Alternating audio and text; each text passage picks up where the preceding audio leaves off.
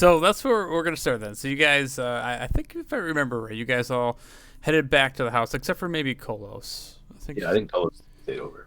He spent the night someplace else. Yep. But so it'll be, we'll start here after you guys long rest, and it's the next morning. You guys kind of get ready to go. You get up and start having your breakfast and get ready for your day. And you guys all start meeting in the meeting room per se in the house. Actually, let's put you up on the house map, right? So you guys are in the common room where a lot of the travelers all kind of congregate in the morning. They get their missions from Hedgewick, and they talk about their daily duties. And so as you guys are sitting there, eating your breakfast and getting ready for the day, Hedgewick comes into the room and presents you guys all a small box. And the box has a tag on it, and it has specifically addressed to Vasin, Vitoris, Hector, Yuri, Snodlers, Meglar, and Kolos. God, it's someone's fingers. No, Snodlers isn't sure we need this. We already have a small box that is a boat, so we don't need a second one that could be a boat. I got deleted off the map. Deleted you all. Oh my God, the box exploded. We all died. Is it because Oceanus was still on the map? Yeah, it's just easier to delete everything. There's a bunch of snakes on the map and random. This place still looks like shit. What are we paying these guys for? I know. All right, so Hedgewick brings this box up to you guys. It says, "Good morning, masters. Apparently there was some mail left on our doorstep." Is that common to just leave it on the doorstep? This is the first of the matter that I have seen, but nonetheless, this is addressed to you, and I shall not open your mail unless you think it is wise that I shall. Let me see the box. And he hands it to you. So someone's got to read that aloud because I can't read. Snodlers is not surprised. I want to look the box over. What is it? Is it like just gift wrapped, or is it just a box taped shut? It's ticking.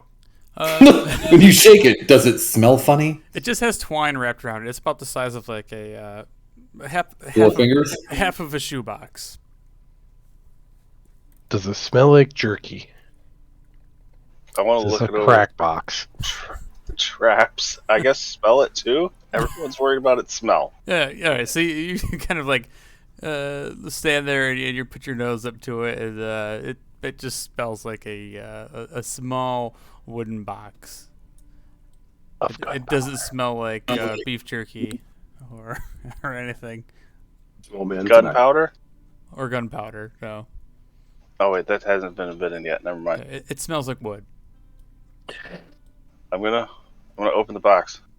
Hey, look, we all got morning wood.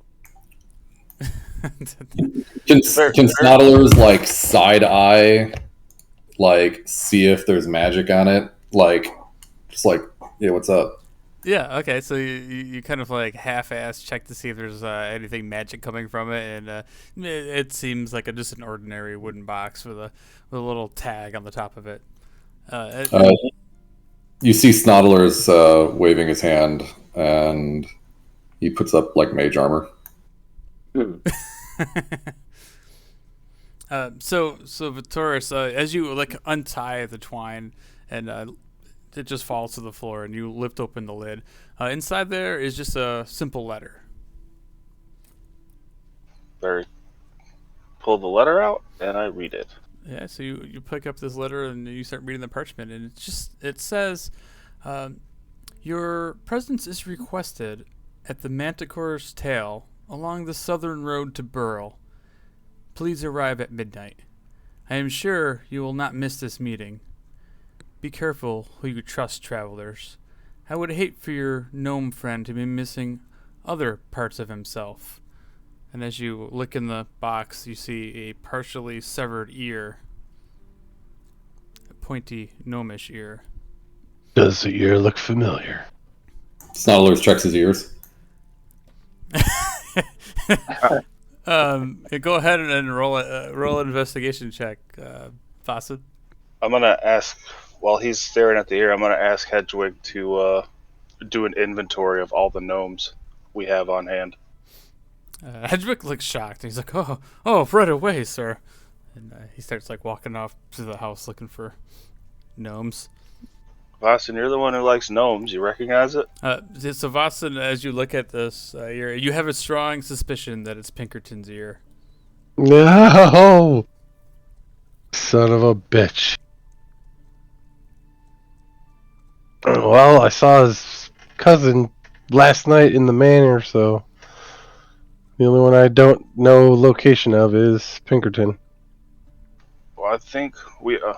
I mean, not that I doubt your ability to recognize gnome anatomy. I think don't we have more than just those two gnomes? Yeah, there's other like halflings around the house, and there's a few gnomes. Right now, Hedwig's going to inventory Ear of check. gnomes. Ear check. Yeah. So you guys kind of all sit there, kind of puzzled for a little bit.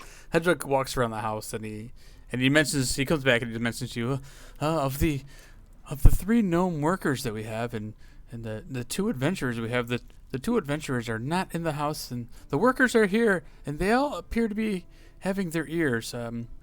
Yes, Pinkerton is not accounted for, though. I was just about to ask you about that. Well, if I had a guess, I would assume it's the Musaldis making sure we show. I think it's Kolos's fault. The guy who's not here. Yeah. Do I know where this location is? That's what I was gonna ask. Or does anyone know where this location is? Does Hedwig know where this location is? So I would say, so as soon as you say that, Hedwig looks up and goes, yes. And some of you like actually might know where this is if you had traveled anywhere to the south and southeast of the trail. So Hedwig tells you that this is along the main road that heads inland toward the old fortress outpost of Burl. This is a small restaurant along the road. It's quite popular. Is it the opposite way of the mines? Yeah, so the mines was along the coast is how we went. Right. I don't think we've ever been inland. Yeah, Okay. so individually, like I don't know if like Hector had traveled this way, but Vittoris might have come up from the south, and you might have actually taken this road into town. So you may have remembered seeing this restaurant along the main road. Sondalos is really happy he still has all his fireballs. I also have some fire for today. We get a letter and you guys get excited about fire. This looks Well, if it's the Musaldis, I mean, I suppose we're planning on dealing with this situation at some point. Better now than later. it's either that or you're short a gnome. He's important to your or- operation, isn't he? We'll be missing a gnome. I'm not saying it's not Pinkerton, but I mean, we could assume. Where does Pinkerton sleep here? Here or down at the shop, depending on how he feels. So, and also at this point, Kolos, it's been a couple hours in the morning. I don't know if you have headed back home or not. That's up to you. I just need a quick conversation with Skip. Okay, so we can jump over to that. As you kind of wake up in the morning and you come downstairs and you see Skip. He's kind of like ordering the ladies around and they're making him breakfast. And he's sitting in a big comfy chair and he's got like a big plate of like scrambled eggs. And as he sees you come down the stairs, he's like, "Hey, did you have a good night?" Oh, absolutely. Well, it's good to hear. How about some eggs? Complimentary breakfast on the house. Oh, no, thank you. I don't eat eggs. Oh, weird. I got a question for you, though. Yeah, shoot. That little goblin there. What's her situation? Well, Boom Boom, she's a good earner. She's not for sale, if that's what you're asking. You sure about that? if you want your own slave, you need to head off to Cazador.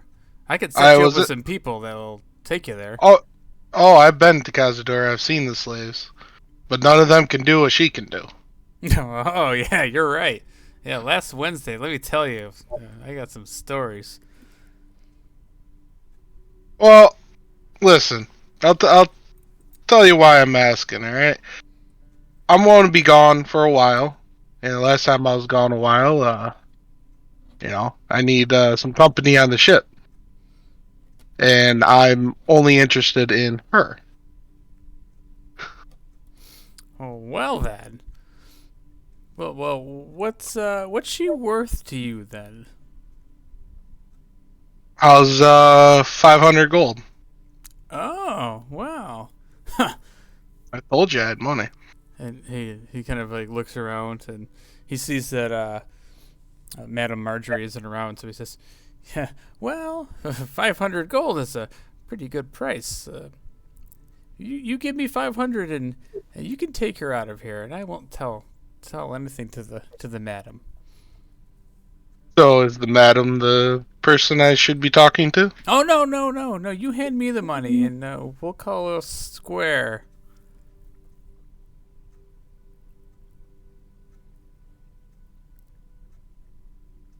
Where's Lady Marjorie? I'm gonna want to talk to her. Well, she might be very protective of her girls. You might not want to wake her up. Ah, I see what you're saying. Why don't you go wake her up? I'll give you an extra 100 gold. Well, Just for waking her up. Well, no, because if I wake her up and she goes and gets my boss, then we're all going to be in trouble. Ah, who's your boss? So how about you just give old Skip the cash and we'll just part ways right here. Who's your boss? Oh, it's no concern of yours. Alright. I'm in a little bit of a hurry this morning, so... here's 500 gold. So he takes it from you and he like looks very nervous and he goes, "Pleasure doing business with you. Now get out of here."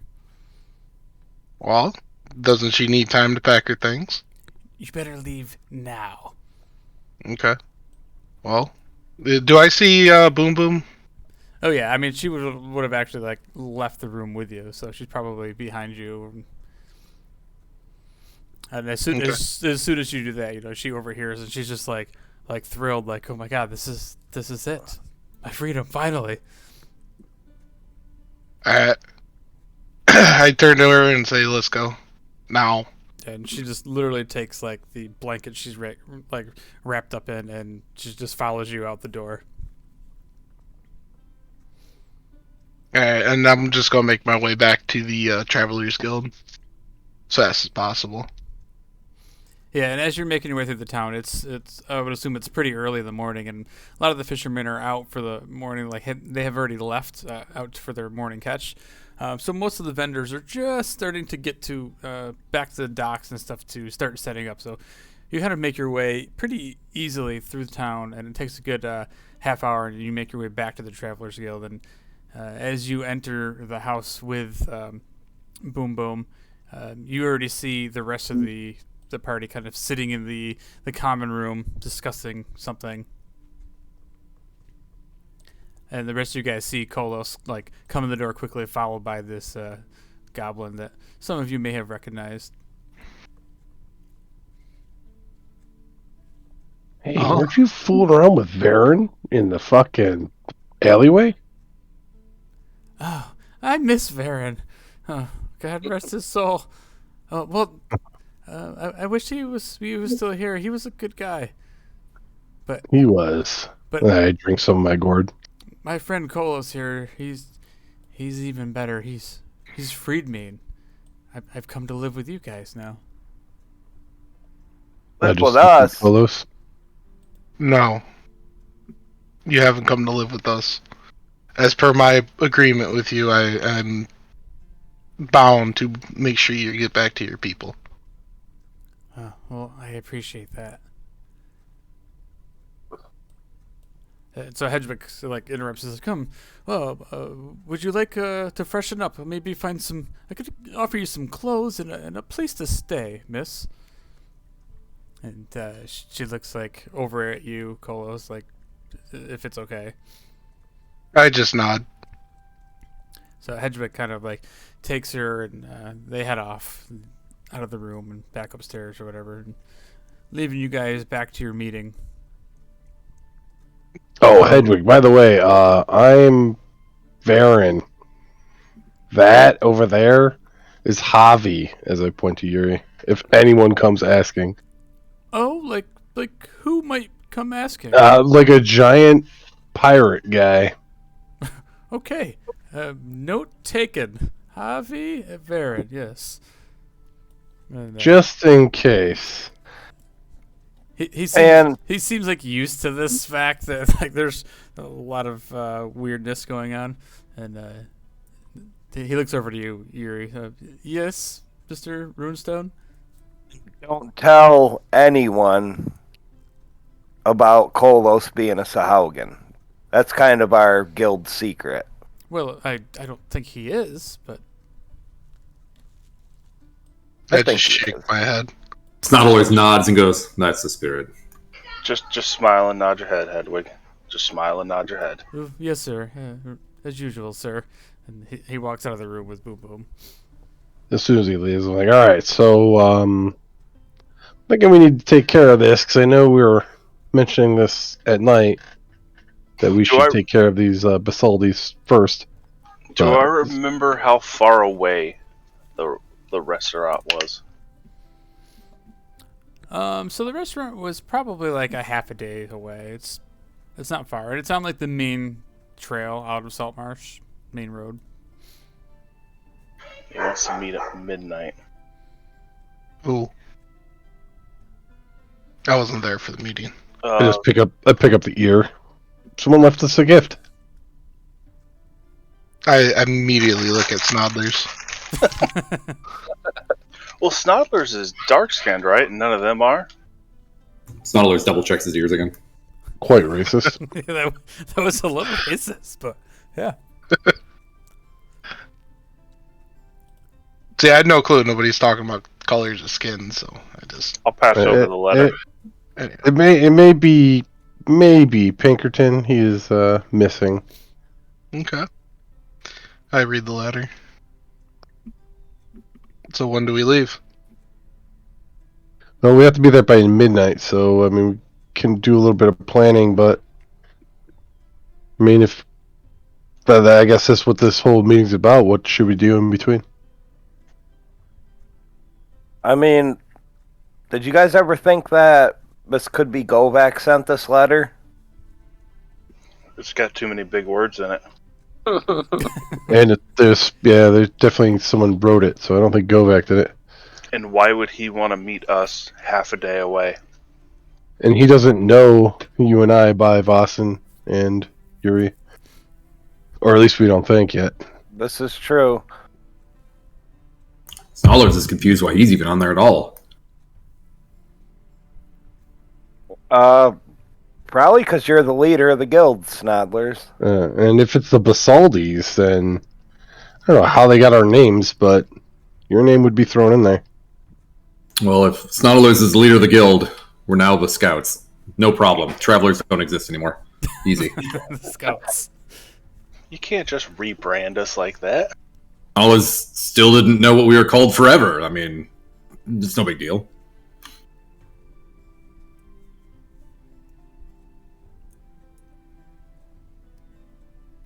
Do I remember?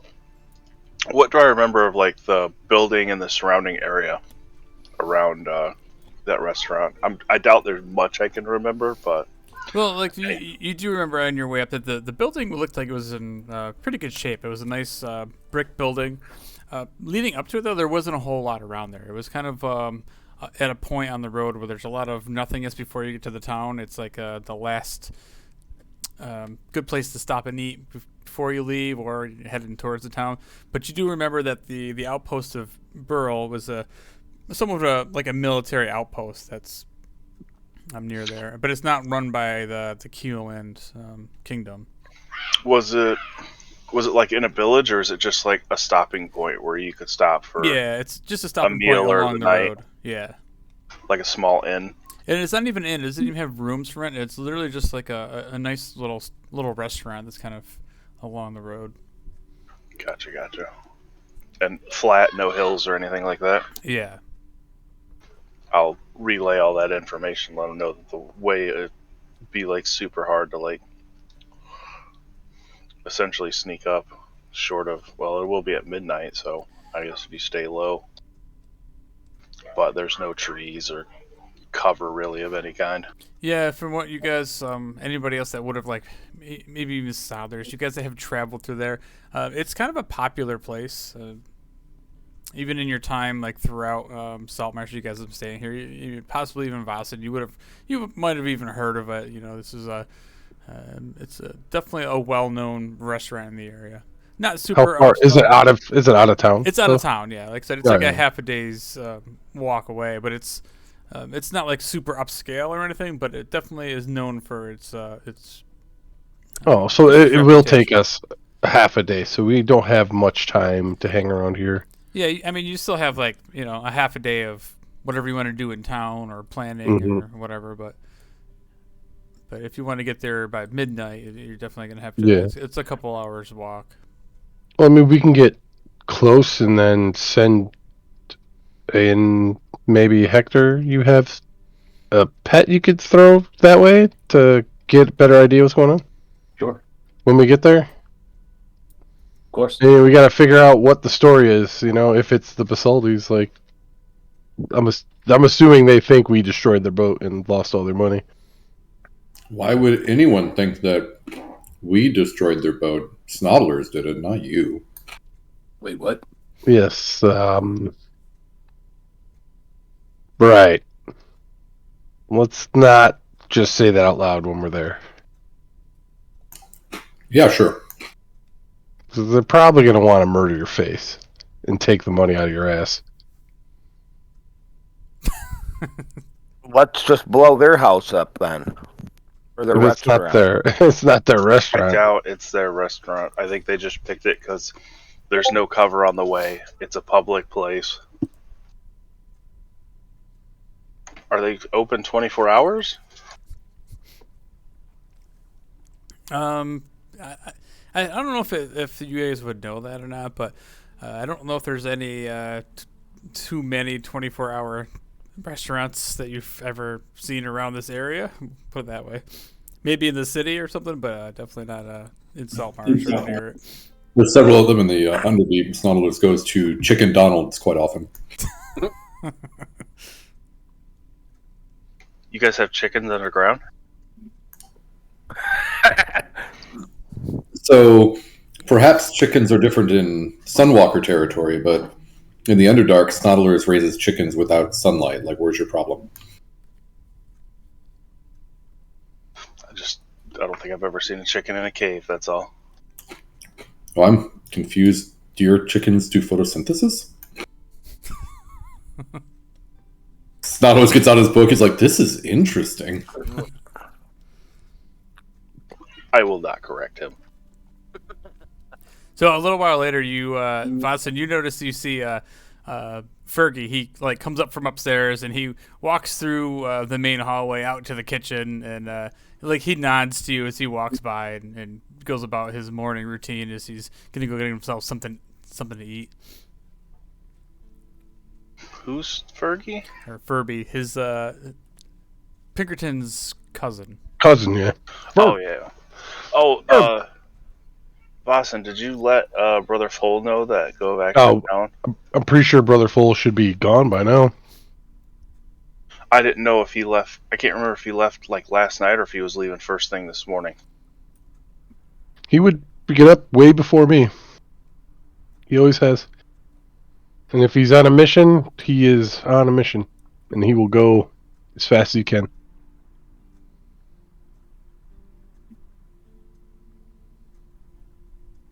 He's very driven. Gotcha. I was just didn't want him to get caught again. Get an axe in his chest as I look over at Yuri.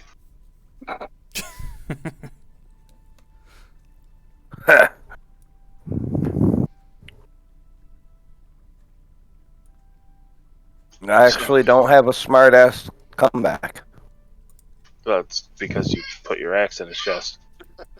Furby, have you seen your cousin? Boss, no. He didn't come home last night. Last I know, he said he was working late down at the warehouse, but he said he was going to be back for breakfast. Pick up the ear. Is this his ear? Ah!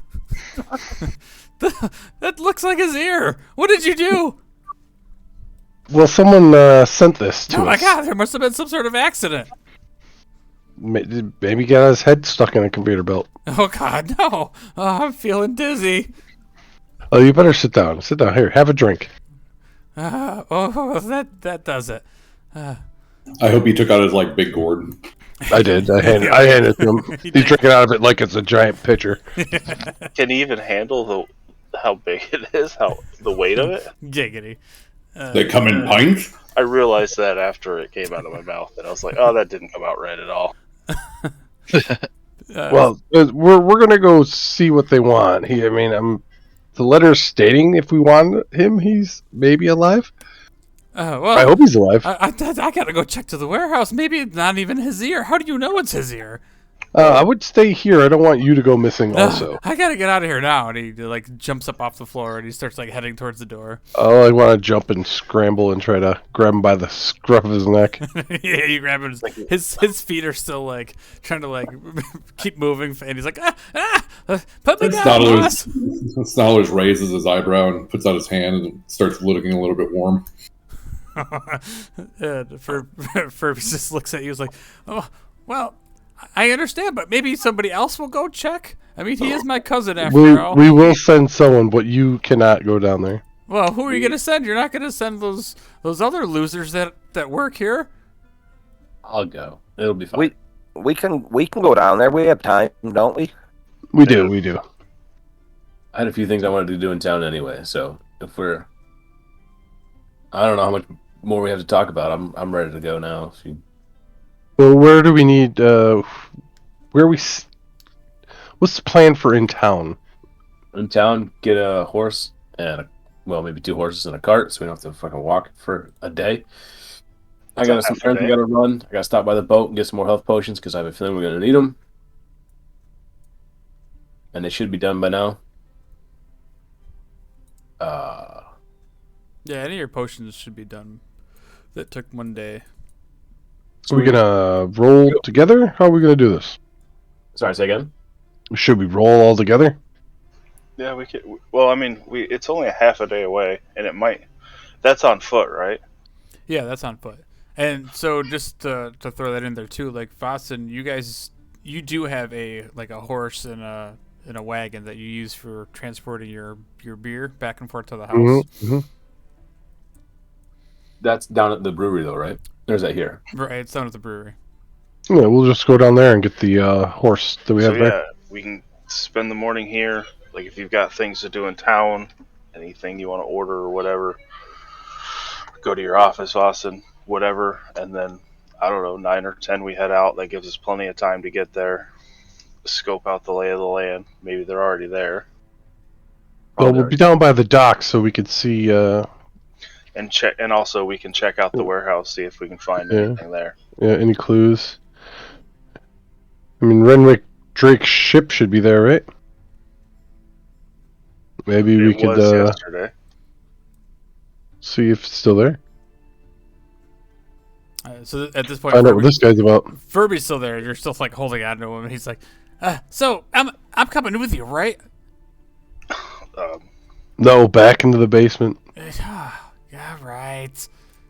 Make sure you let me know right away what happens to what Pickerson's doing. Maybe he just fell asleep or something there. And yes, agree. I will send Hedwig to let you know if we do not come back to let you know. Okay. Well, and I look at him and I'm like, just so you know, you're gonna have to call me Varen, and that guy over there, point to Yuri, he's Javi. Just remember that. But that guy kind of scares me. But okay. I'd As like I'm put him down. As I'm scarfing down everybody's breakfast. When nobody's looking, you're just Table. helping yourself. Alright, yeah, so Furbius, he just leaves to grabs something to eat, and he like heads back to his basement where you pretty much keep him. Poor guy. Safer. Are you a slave? It's not lip sync this time. He's a ridiculously well-paid slave if he's a slave. Hmm.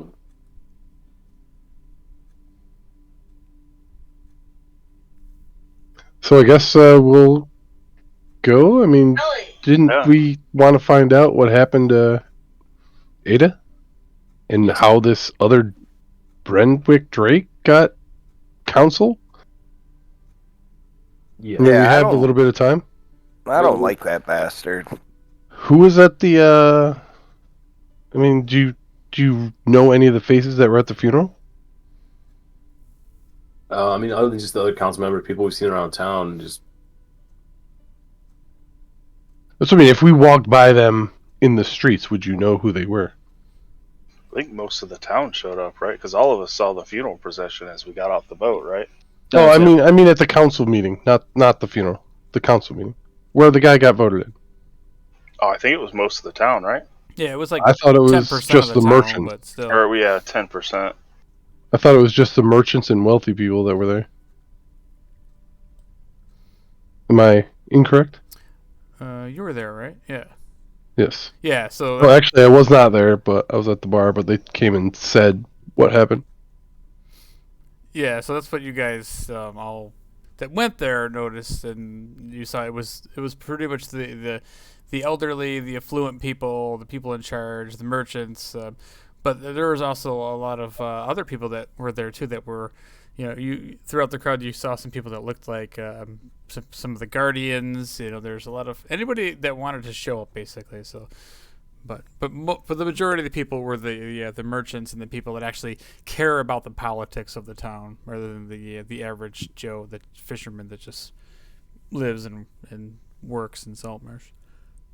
So I mean, we could go by and, I mean, the warehouse is down by where all the merchants are, and if we might ask and find out, why they voted for someone that had just shown up here, maybe, who knows if they were pressured into it, right.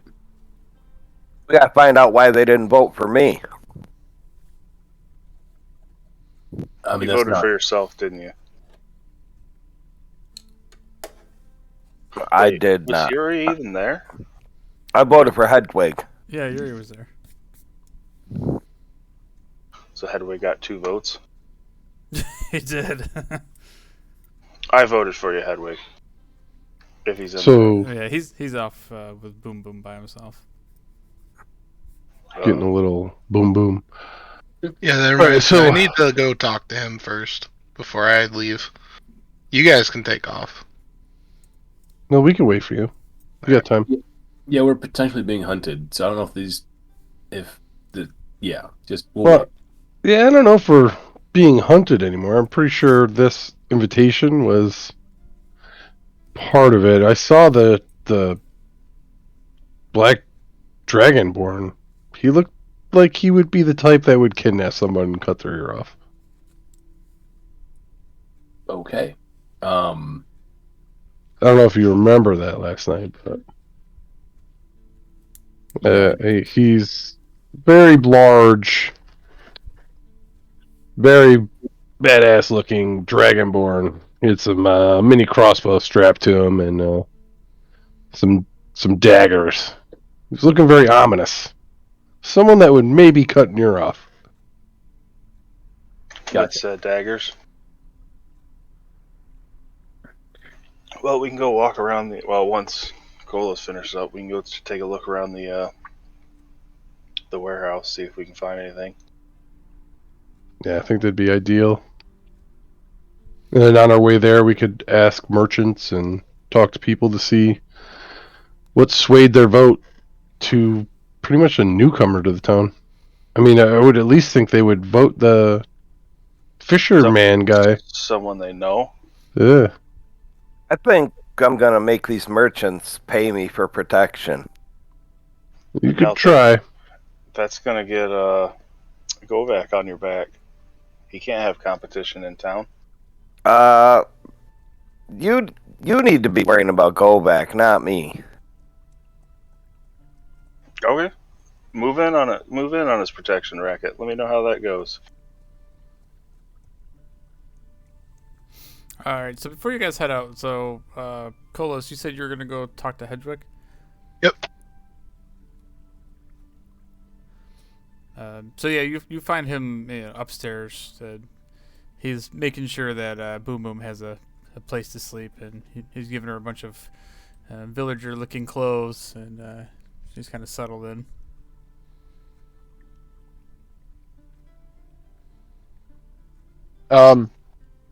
Hedwig, I need a favor.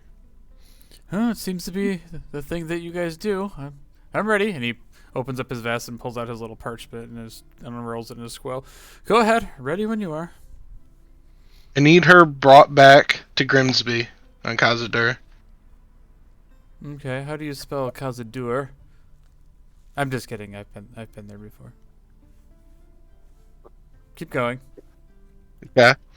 And whatever she was before today, she's not that anymore. So nobody touches her unless she wants it. So she is no longer a whore.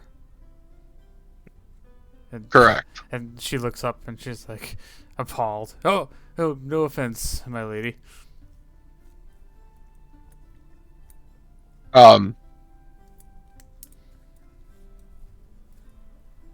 Yeah. Let me know if there's any problems with that.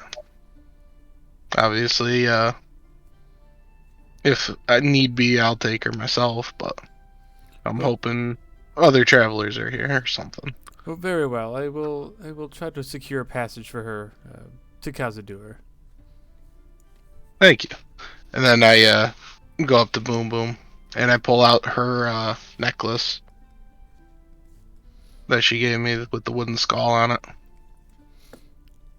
And she's like, my most treasured item.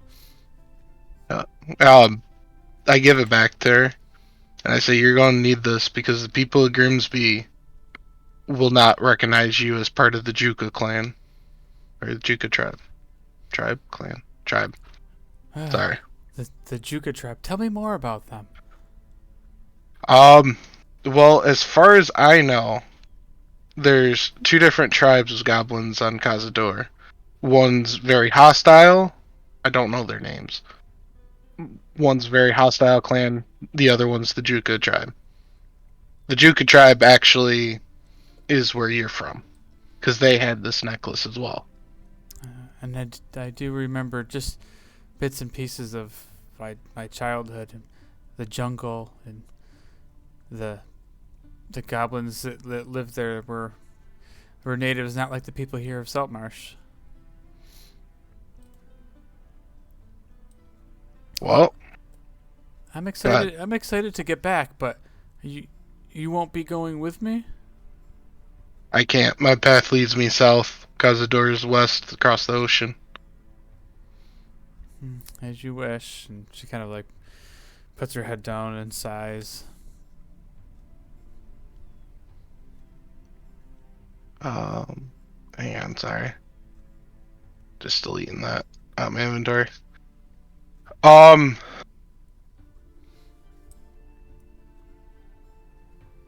Thought? Oh no, never mind. Sorry. I have a scimitar. I thought I had a dagger. I was gonna give her a dagger.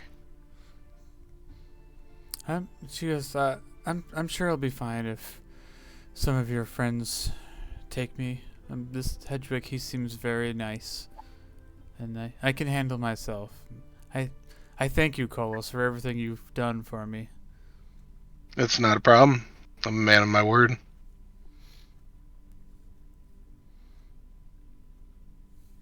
I hope we see each other again. But I have to know. I know your real name's not Boom Boom. What is your real name? I don't know my real name. Well, the next time I see you on Cazador, you let me know. I will do that. And she like reaches out and gives you a big hug. I hug her back and I stand up. And turn around and walk away.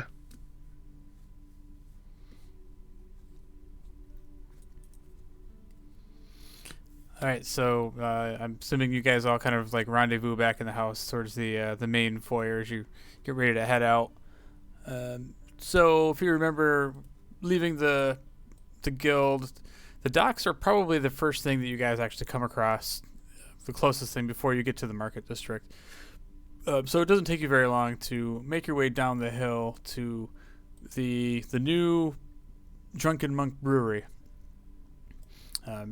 Down by the docks, and from where you're at, as you approach the warehouse, you see that the front doors are kind of busted in on the place.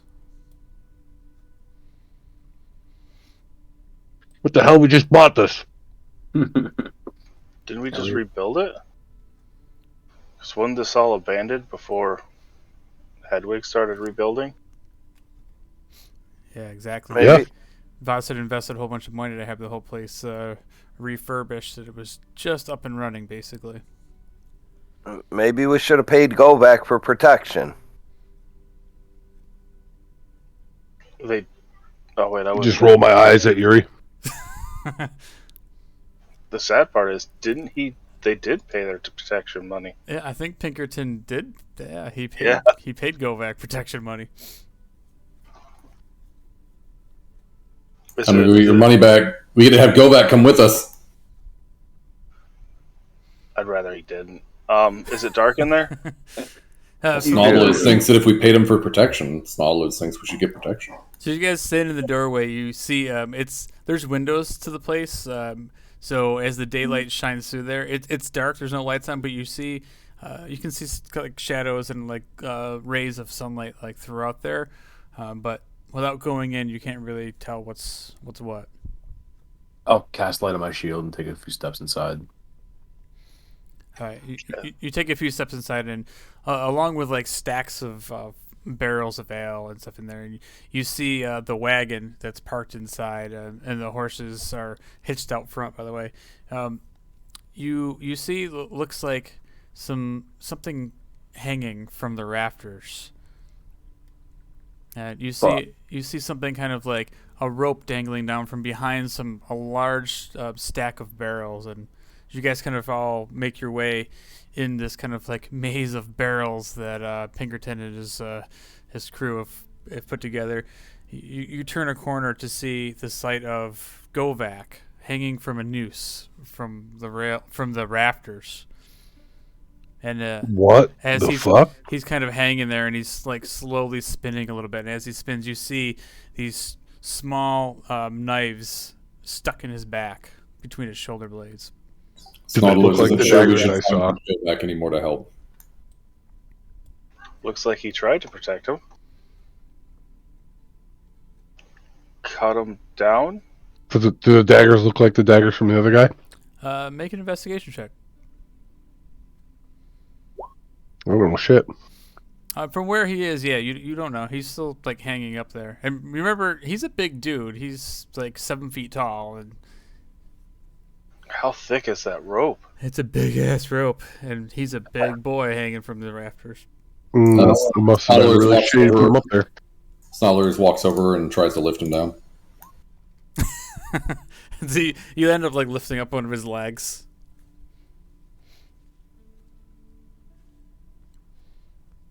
How? God, he's got to be like 8 feet off the floor. So his feet are probably only like 2 feet off the ground. Snodler's height. Yeah, so it, like Snodlers has one of his legs up in the air. Well, I don't think Govac's gonna be a problem. Yeah, me neither. I'll climb up No, to but the Guardians might not be happy about this at all. Yeah. That'll be a problem for. I'm gonna, I guess, that's try why I'm and, gonna climb up, cut them down. yeah. Yeah, so you guys easy enough. Like you stack some barrels and you find a way to climb up, and you find the other end of the rope, and you cut the rope, and You go back to the floor, and now as he kind of lays there on his face, Vasen, you do notice these daggers right before you. They're these solid black daggers, and they have, I guess they're more so of throwing knives than they are daggers. They're smaller than a dagger, but they have not only do they have like a black handle on them, they also have this black blade that you can see sticking out of his back. And from what you can tell, they do look similar to the knives that the Dragonborn had. Well, you know what this means, boys. I'm gonna take them out of him. I'm the new leader of the Guardians. Yeah. Nautilus isn't sure that's how that works. Did you know if Redwick Drake had anything to do with Govak? I don't think we know yet. Let's maybe cover him up, find a blanket or something. Well, if these guys killed Govak, Well, this is the guy probably who did this is the one from the Vivaldi family. So the Basaldis, yeah. sorry. So I doubt they're allied with the Guardians at all. If I had to take a guess at it, Kovac came to actually give protection, and it didn't go as well as he thought it would. Well, Govak's one badass motherfucker, so someone did this to him. Other than the obvious corpse, is there like any other sign of struggle? So go ahead and make a medicine check of the body. Oh, I meant like in the facility and stuff. Oh, okay, yeah. Make a perception check and see what you can look around, notice. All right, so looking around the building, yeah, you definitely see there's a few like barrels that are not neatly stacked. They kind of look like they're tipped over on their side, but there's no other real evidence of a struggle other than a couple knocked over barrels. But you do see a couple little spots of blood on the ground, and as you kind of look over the body, you do notice on Govak's massive frame that he has a couple of like puncture wounds and slashes on his chest and on his arms. So it's apparent that he was in some sort of battle. I want to look around for Pinkerton. Ooh, nice. Can I see one of those daggers real quick? I flip out a dagger, toss it to him. I want to take a look at it, check the balance, feel. You said it's more of a throwing dagger, right? Yeah, so they're small throwing knives that are probably only about like 4 or 5 inches long. They're very sleek, and their black handle matches the black blade, so they're definitely pretty nice looking, like an assassin's blade. Snuddler sees everyone running around and starting to investigate, and he pulls out his gem of seeing and does the same. Yeah, so you guys end up looking. You look around a little bit around the place, and you see a few footprints. You see a couple gnomish footprints walk through the blood, but there's no sign of Pinkerton, and there's no sign of any other entry or exit or anything else in the place. We got to find Pinkerton so we can give him his ear back. Agree. Snuddler might be able to help put that back on. Should we, do you think if we mentioned this to I don't know. any of the Guardians that they would try to retaliate against the Basaldis? boy, that could be fun to watch. Possibly, but they could also blame us for it. We were the one whose property was protected, so it seems like I don't know. I mean, we just happened to walk upon this, and my head brewer's missing. Why would they blame us? They're the one that took our money to protect this building. Oh, Maybe we go. Is their ship kind of nearby-ish? Which ship? Like Govak's ship? Yeah, Govak ship. So Govak's ship from what you remember from the night before, it was actually harbored out in the bay. Drake's ship was near your guys' ship. Actually docked. Okay. We could ask Renwick if he knows Govak. Maybe he turned Govak in. Maybe he fucking made up a lie to get Govak killed. Maybe. I have no idea. I don't know what else we're going to figure out here. Let's go. Either go talk to Drake or find out who's next in charge on the Guardians and tell them what happened. See how they react. What you guys want to do with Govak? I think we should just leave him here. He's one heavy fuck. Yeah. That'll be up to the Guardians. We could always burn him. Well, we could just wait and have them come and get him to prove, with what we say is what happened. Snodler sticks his hand out. Snodler can burn him right here. No. This is our building. No need to burn it down. And it's full of alcohol. That would not go well. Very Snodler would go perfectly. Like, I'm confused. His this would be the greatest honorable pyre Snodler's has ever seen. And the most expensive for kind of a cheap bodyguard. 1,000 gold seems pretty expensive.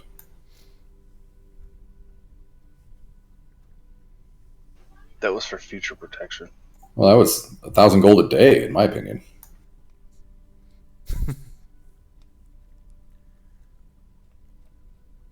We should probably go to the council first. Yeah, Ooh, Snodler thinks that it's on makes the sense. council. That's a good point. We'll see how. And there's a new guy? Say again. There's a new guy? New guy where? At the council. At the council. Yeah, he got voted in yesterday. Weird. We did mention that when we got back. Yep. Yeah, but it was just kind of weird. That's Meglar's buddy. I immediately peer up the Meglar. Really shady looking fucking dude. Well, maybe, but hey, he did save my ass after all. Yeah. Well. Well, he could have left me there to just die. You guys probably would have liked that, wouldn't you? If he left you to die, I wouldn't know you. Exactly. Snodlers wouldn't have cared. I don't think Snodler cares about anyone but Snodlers.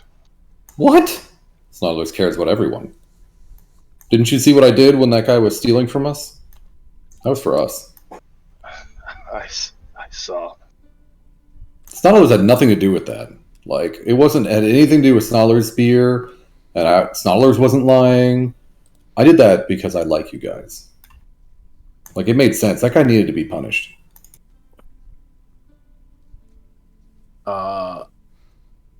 I think next step's probably going to be go to our boat. I got to get some stuff off it real quick, and then we'll go to the town meeting. And tell them go yeah, back. it's a good idea. If what you call it, ship Renwick Drake's ship is there, maybe knock, see what's going on, since we're going to be there. I was going to say we just call a town meeting and see if he shows up. He should. That would give us some idea. I like Cole's idea. We just tell him at the town meeting. It's part of his problem now to take care of this kind of thing. So That's kind of more lines than looking through a ship. Wink, wink. Let's not piss him off right now. Well, I mean, we have means of getting in there without getting in there, right, Hector? I know. So I mean, we technically could just go on our ship and have whatever you have to go on their ship, and then report back. And then we can sink his ship. Whoa. No. Tell me he doesn't deserve it. We don't know yet. As far as I know, he doesn't. Anyways, The only thing shady about him was his timing. I'm gonna leave everything the way it is, so if the council members want to see, they can come and look. Fine. Start walking out the door and go back in his side on my way out. I see you really enjoy your drinking buddies, Yuri. Oh, I don't think you're in the clear now, Vitoris. It's the only time you can go back. Govak told all his buddies about you, too. Okay. You already had to kick him while he's down. It's the only time you could get a clean hit in. Yeah, he didn't really get many shots on him. Yep. All right. Out the door and go to our ship real quick. Yeah, well, it was better that someone else had to do it because I really didn't want to have to tango with him. He hits hard. Yeah, but he someone who probably hits harder killed him. Mm-hmm. All right, so you guys are taking off. Hector, you hop over to the Seagulls, which is just down the road. I guess we'll get the horse and cart ready. Yep. Okay, so you guys get the horse and cart drawn, and so yeah, go ahead, Yuri. I'm on the cart as soon as it's mentioned, because Yuri's fat and lazy. Before it's even hooked up. Probably. So my 2 potions, was that a medicine or survival for? Survival. Survival. Oops. Okay, nice. So there's 1 success. Hey, 2 successes. Perfect. So I got 2 more potions. Let me take materials off them real quick. So I don't fuck this up. 0 and minus 50. Is Rinwin Drake still there? Or his ship still there? Yeah, his ship is still there. Yep. As you guys are kind of walking down the main path towards the market district, his ship is still docked at one of the docks. Are we on our ship? Hector, so yeah, if you wanted to, you sure can. I'll go look around. Probably let Hector know that the crew can probably have at least the rest of the day off. Yeah. I don't think we're gonna be. If we do come back, it's gonna be the middle of the night or early, Early morning, yeah. Yeah. So while I'm standing on the deck of our ship, I will summon my owl. How far away is his ship? His ship isn't very far. It's just a block or away or so. I mean, you can see the ship from your ship. So. All right, I'll summon my owl and have it fly over, look through its eyes, and see what I can see. At least on the deck of the ship. Okay. Oh, I actually got to pull up its. I'm pretty sure you can cast invisibility on it too if you want.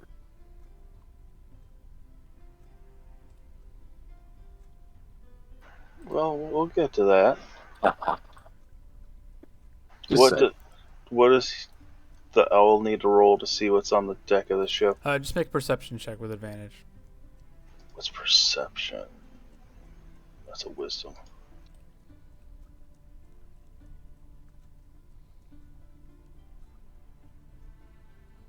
Those are some pretty horrible rolls. Yeah, that was using the owls. Because I got to use his things, right? Yeah, so the owl's flying around. Oh, wait, hold on. My bad. He actually has, because he gets a +3 to his perception. It didn't matter, because I rolled 2 12s. He has +3 to his perception. Gotcha. Yeah, so even with that, so your owl's flying around. It doesn't notice too much other than a little bit of the details of the ship. So the ship is bigger than the Sea Ghost. So the Sea Ghost was about 90 feet long, if I remember right, and you can kind of get a little bit of an idea of that. Drake's ship is about 140 feet. It's definitely bigger, and it's lined. It has on both sides, starboard and port side, it's lined with 5 or 6 ballistas on either side. I'm jealous. And it's definitely a well-crafted ship. It looks like it's also in the style from the shipwrights of the I forget the name of them now. The Van Zagram shipwright guild from Carrington. It's similar to the ship that you guys saw outside of Vassen's monastery, but this is definitely more heavily armed than the one that you guys had ran into. But the ship is nice. Other than that, you see like one or two, I guess, crew members walking around the top of the top deck. But that's just about all that the owl can really see from where he's at. All the owl fly back to me, and I will cast. Yep. I will cast invisibility on it. I'll send it back to land on one of the railings of the ship.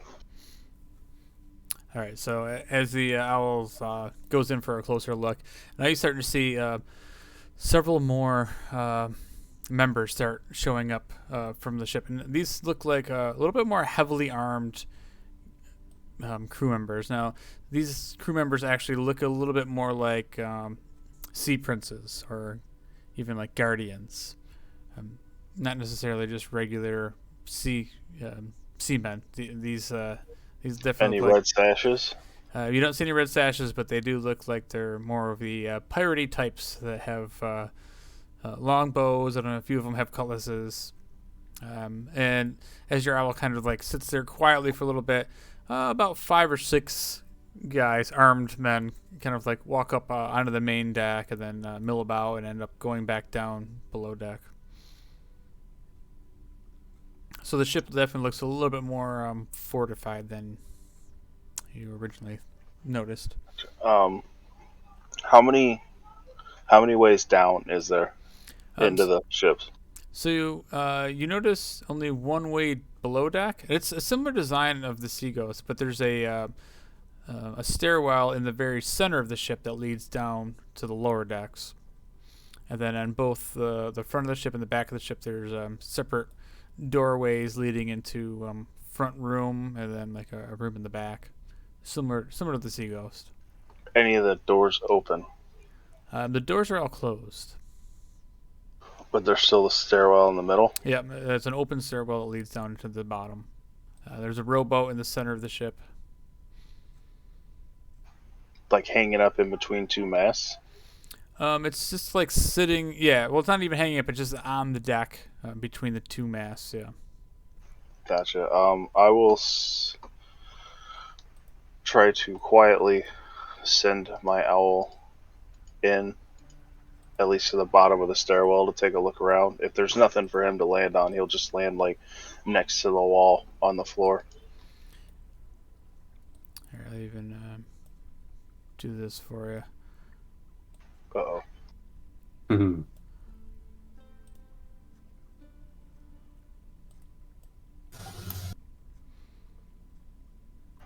Oh, shit. He's not at a dock. It's at the middle of the ocean.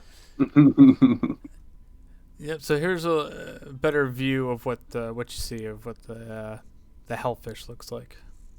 Jesus, that's so many ballista. It's way more badass than the Sea Ghost. You probably are enjoying the ballistas, that's for sure.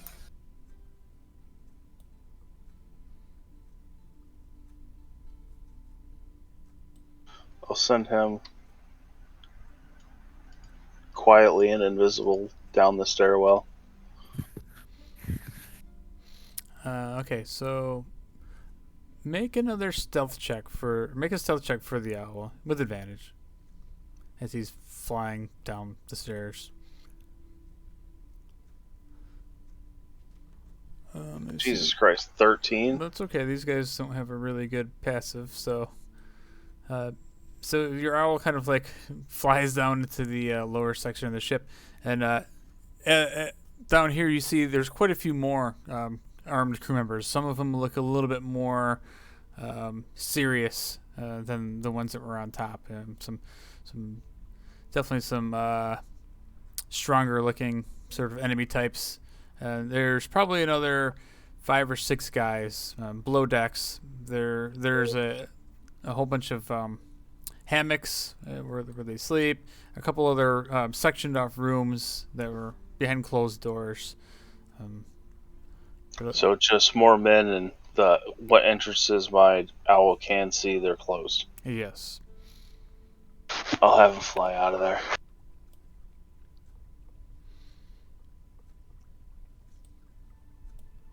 And then once he's back, assuming he doesn't get seen, I'll dismiss him, and I'll let if it's just Hector, I'll let Hector know what my owl saw. Yeah, it doesn't get spotted or anything. I mean, everybody looks like business as usual. None of these workers or anything, these crewmen, have any idea that there's an invisible owl flying around their ship. Just what he could. Sadly, he can't open doors. Yeah, it would have helped if you could open some doors. I don't even know if you can summon anything that can. Monkeys. Yeah, but they can't swim. I would have to.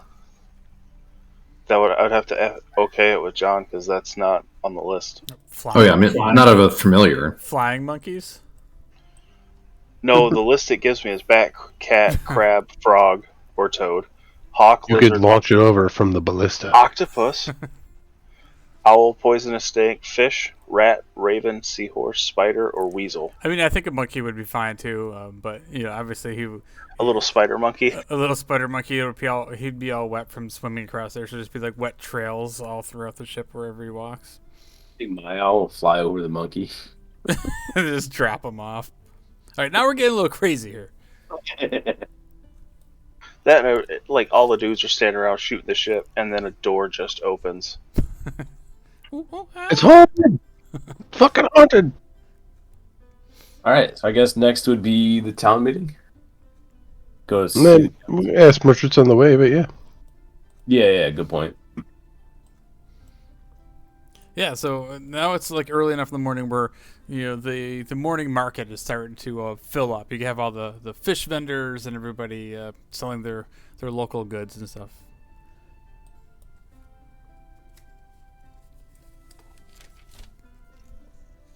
What's the first shop we come across?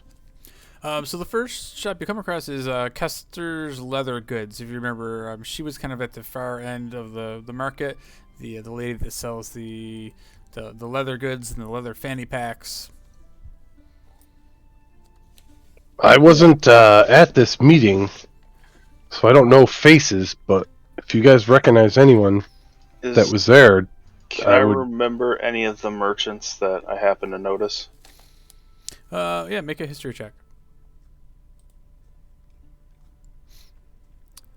So yeah, she's one of the faces that you definitely remember seeing. You remember seeing her face and the face of the guy. His name was I don't think his name was Randall. The COVID guy. Randall Savage. Oh, I remember the COVID guy. The guy we got Bobby the Slub from? No, that was a different guy. So this is the guy that sold Meglar his fishing pole. Oh God! A broken pole. I'll let them know and let Meglar. Hopefully, he doesn't remember Meglar. In the very beginning, he was coughing over everybody. Yeah. Yeah. Oh yeah, I remember him. So I guess we can talk to her first. Yeah, his name is Randolph. Randolph Witherstone. That was the guy. But yeah, so you make your way over to Kester. She just goes by the name of Kester. But she remembers you guys, especially you, Vitoris, because you're wearing some of her armor her handiwork. Some of her handiwork, yeah. So am I. And so is Hector, yeah, with his green leathers. Oh wait, no, that was your trench coat that got burnt. Yeah. Yeah. Yeah, I still don't have a shirt, by the way. I'm just like, it's like green pants and like the fucking cloak of protection and like my armor, which is like, doesn't offer much protection. It's kind of just like a sleeve of like heavy armor and some like chest protection. It's not real great, but you know. Yeah, you guys walk up to her and she remembers you. She says, "Oh, good morning, guys. Morning. You're here for a little shopping. I got some new goods in here. Look up these." And she looks. She holds up some like really bright like yellowish orange armor to you. I forgot she Hector. was really into I forgot she was really into bright colors. Yeah, she's like into exotic creatures and weird looking skins to make some wacky looking shit. But she's like, yeah, she holds the stuff up. She's like, oh, look at this. This stuff is amazing. You should definitely think about this. It would go really good with your whole ensemble. Actually, I was wondering if you could make a holster for me that could hold like 5 like daggers inside of like a. If I had like a bathrobe or something, I could have like some daggers tucked inside. Can you make me something like that with like maybe a blue leather? Are you replacing your trench coat with a bathrobe? No. Snautilus will be on the bottom level. Snautilus, are you there? I would think. No. I think you would have followed. What are my options? Because at this point, I'm kind of in trail mode because I have no idea what's going on or what happened or anything. Yeah. So I'm pretty sure I'm just like in auto mode. I just didn't think we split up. So I'd be there if we didn't really split up. But if we split up. So I think you'd be there. And she actually looks over at you, Snautilus, and she goes, she just like completely ignores Hector for a minute and just turns her head and she looks over at Snautilus. She's like, oh my goodness. I love your style. Amazing. Where did you get that cape from? Snautilus bows and the rat hat falls off. No, sorry. Can I feel that? Is that real tiger fur? It's real PJ tiger. Oh, and she's like, oh, this is exquisite. Where did you get this from? We found it in a ship full of children's clothes. Oh. Well, the only place that I know of where there's tigers around and creatures of this sort is out on Khazad-dûr. Have you been to the jungles of Khazad-dûr? Indeed, Snautilus has. As you see, he's like fluffing his shoulder, like brushing dirt off. Oh well. Honestly, I lost my contact. The merchant that usually brings me first, he hasn't showed up in a few weeks. But Snautilus looks nervous. I'd really. What was this merchant's name? Yeah, his name is that guy.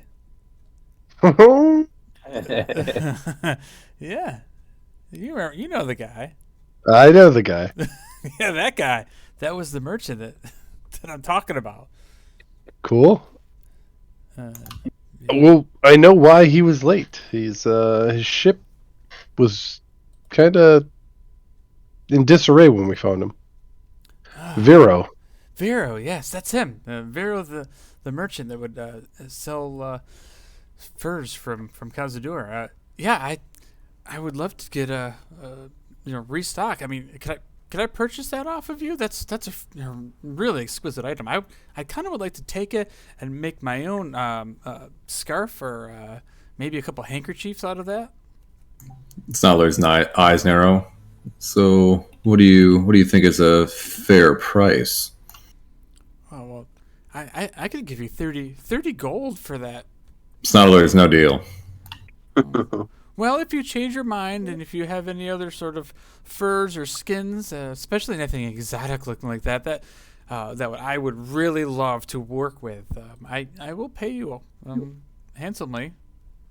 Snautilus will definitely look into it because Snautilus does need money, but not for his PJ cloak. As he like flips it and furrows it. So I heard a bunch of you guys were at this meeting, the vote shit. Yeah, the council meeting. I was there. Yeah, several of us merchants were there. I've been in this town for quite a while, and I've never seen that guy who got voted in.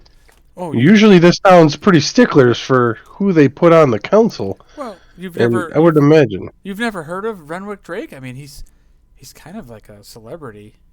Seems like a douche. Well, Snautilus has never heard of him, but he seems like a big deal. Yeah, he is. He's quite a big deal. He's handsome. He's wealthy. A lot of people like him. I mean, I think this is why he, got such so many votes.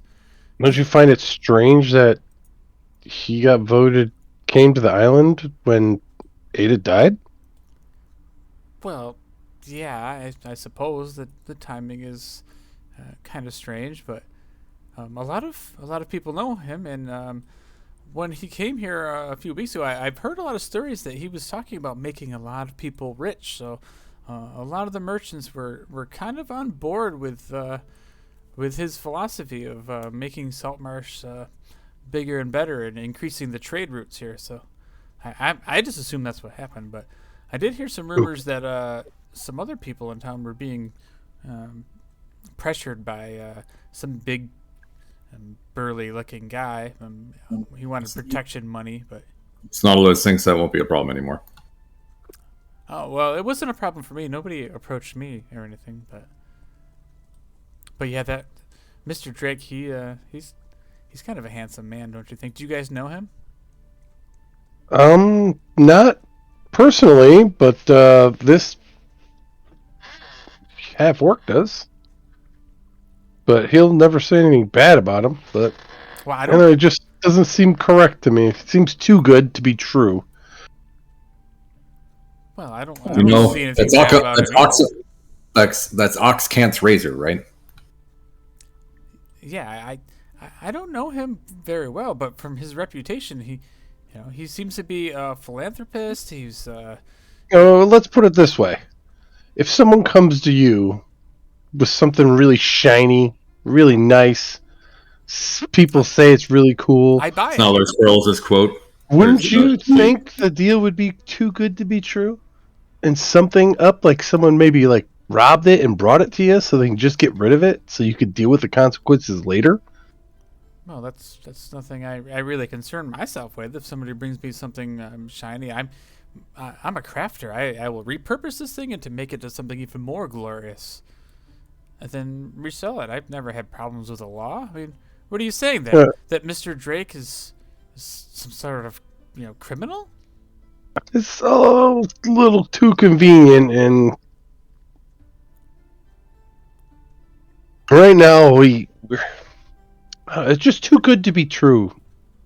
I can't trust that quite yet. Well, not trusting people won't get you very far in life, my friend. I mean, look at Well, me. I've seen some shit, man. Well, personally, I don't want to see anything bad about somebody I don't really know all the truth about. So, in my opinion, unless I otherwise see something shady myself, he's okay by me. What you said? He talked about what he could do for the merchants in town. What did he say he could do? Oh well, he was talking about opening more direct trade routes to the bigger cities.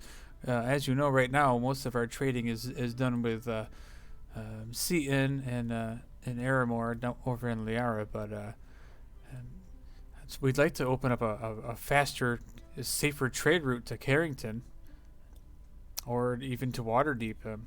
But Mr. Drake says that the waters are very dangerous with all the sea princes out there and other pirates. Have you ever heard of the Guardians? No, I haven't heard of the Guardians. But are they some sort of new pirates out there?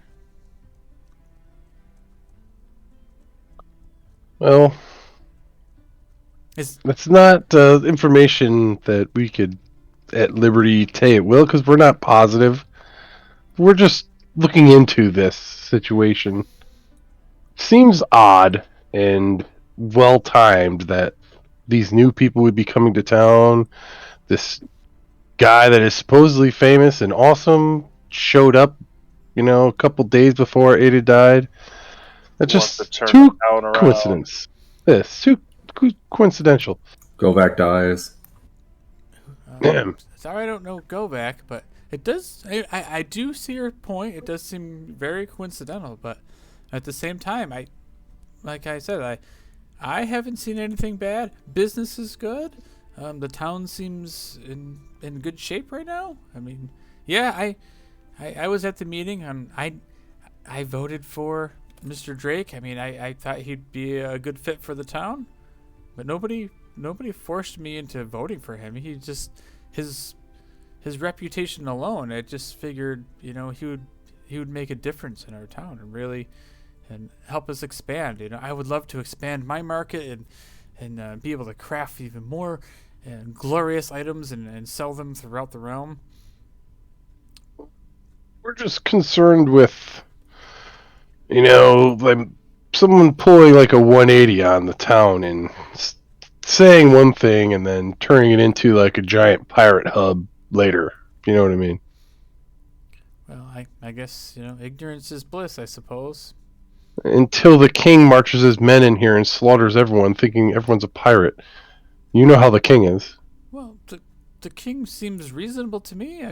I don't know him either personally, but this has been a very safe kingdom for years. It's safe because he's kept the pirates under control with fear of death. What? So they'd had to hide. And what if they were out and about and the king didn't want them out and about anymore? Well, what if these Sahaugen just started attacking the city? I mean, what if? You can't live with your life with what ifs. I mean, this is an absurd ideology. I mean, anything could happen. I agree with that. I live in the moment. Things are great. Business is good. I tend to side on caution with the way things have gone for my life so far. Well, I respect that. From what I know of you guys, are part of the Travelers. We are indeed, and we're here to help Saltmarsh. So we're not trying to cause problems. We're just trying to figure out the oddities that are going on at this moment in time here, and we are also trying to prevent the Sahaugen tax. Also, so our plate is quite full. We're just trying to get cooperation from everyone to try to figure this out as fast as we can. Well, if I hear anything, I will definitely let you know. I love this town. This is a great place to live, and like I said, business is good. And at some point, I'm sure it's going to get better. So I would hate for pirates or these sea creatures to invade. I will. You definitely have my cooperation. Okay, insight checker. Oh yeah, go ahead. She seems very trustworthy. Okay, like as I'm talking to her, like eye around, like see if I see him in the background, like waiting there, and you know what I mean, like anyone shady hanging around just to make sure she says what she says. You know what I mean? Yeah, go ahead. Make another investigation or perception check. Jesus fuck. With a 7, yeah, I mean, there's a lot of people around, but nobody catches your eye that looks like a sea prince or anybody that would look shady.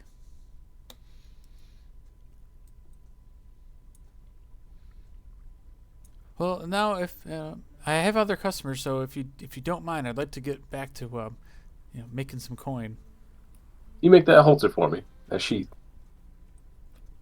Oh yeah, so she like just comes over and she says she pulls out a piece of parchment and just starts writing down some dimensions. Now let's see here. And she pulls out her little tape measure and starts measuring you up for a bathrobe. No, not a bathrobe. I want like a sheath that I could like tuck inside of a bathrobe. Oh, so you don't want the whole bathrobe. You just want the sheath. The sheath, yeah. Hold like 5 knives, like nice and stealthy. Okay. I could do that. That's easy. I could have this done in a few hours. Awesome. Make it, fairly adjustable, and we'll be back later, probably tomorrow. Oh, beautiful.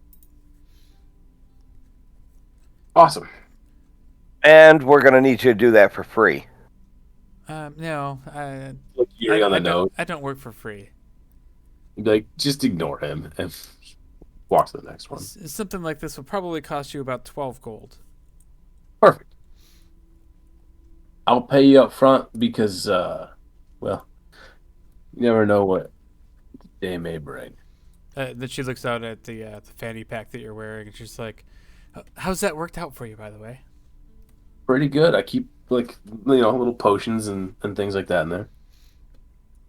I have a larger version if you're interested. Anything too big would just get in my way, but I appreciate it. I need to be able to climb the rigging and stuff. I forgot I had that, to be honest. She didn't. Yep.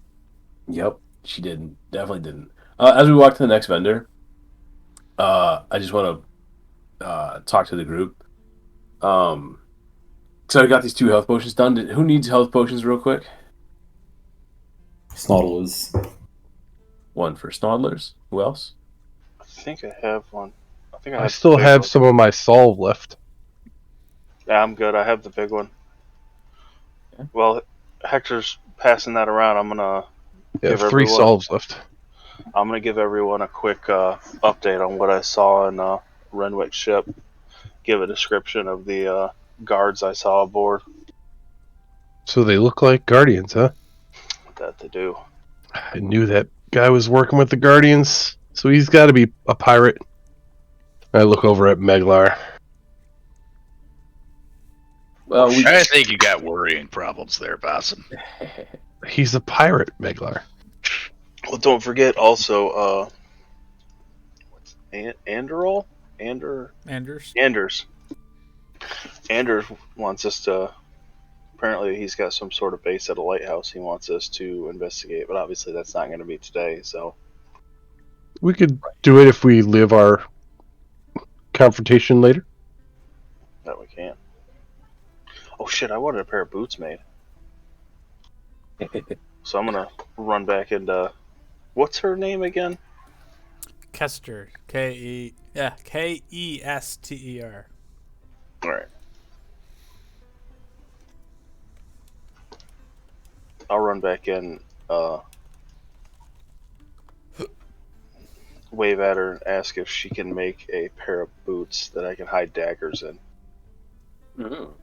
And she kind of sizes you up for him, and she looks at some of the leather that she has and some of the hard soles. I want to, like, sort of match this set. I'm more into dark colors than I am bright. She looks at the black. She says, I did pick up some black dye recently, so I could get definitely make you some black boots. She kind of looks at him, and well, this is probably about 15 gold. That's I could probably have them done. These are pretty. They're going to be pretty plain looking, though. I'm okay with that. I could how long will it?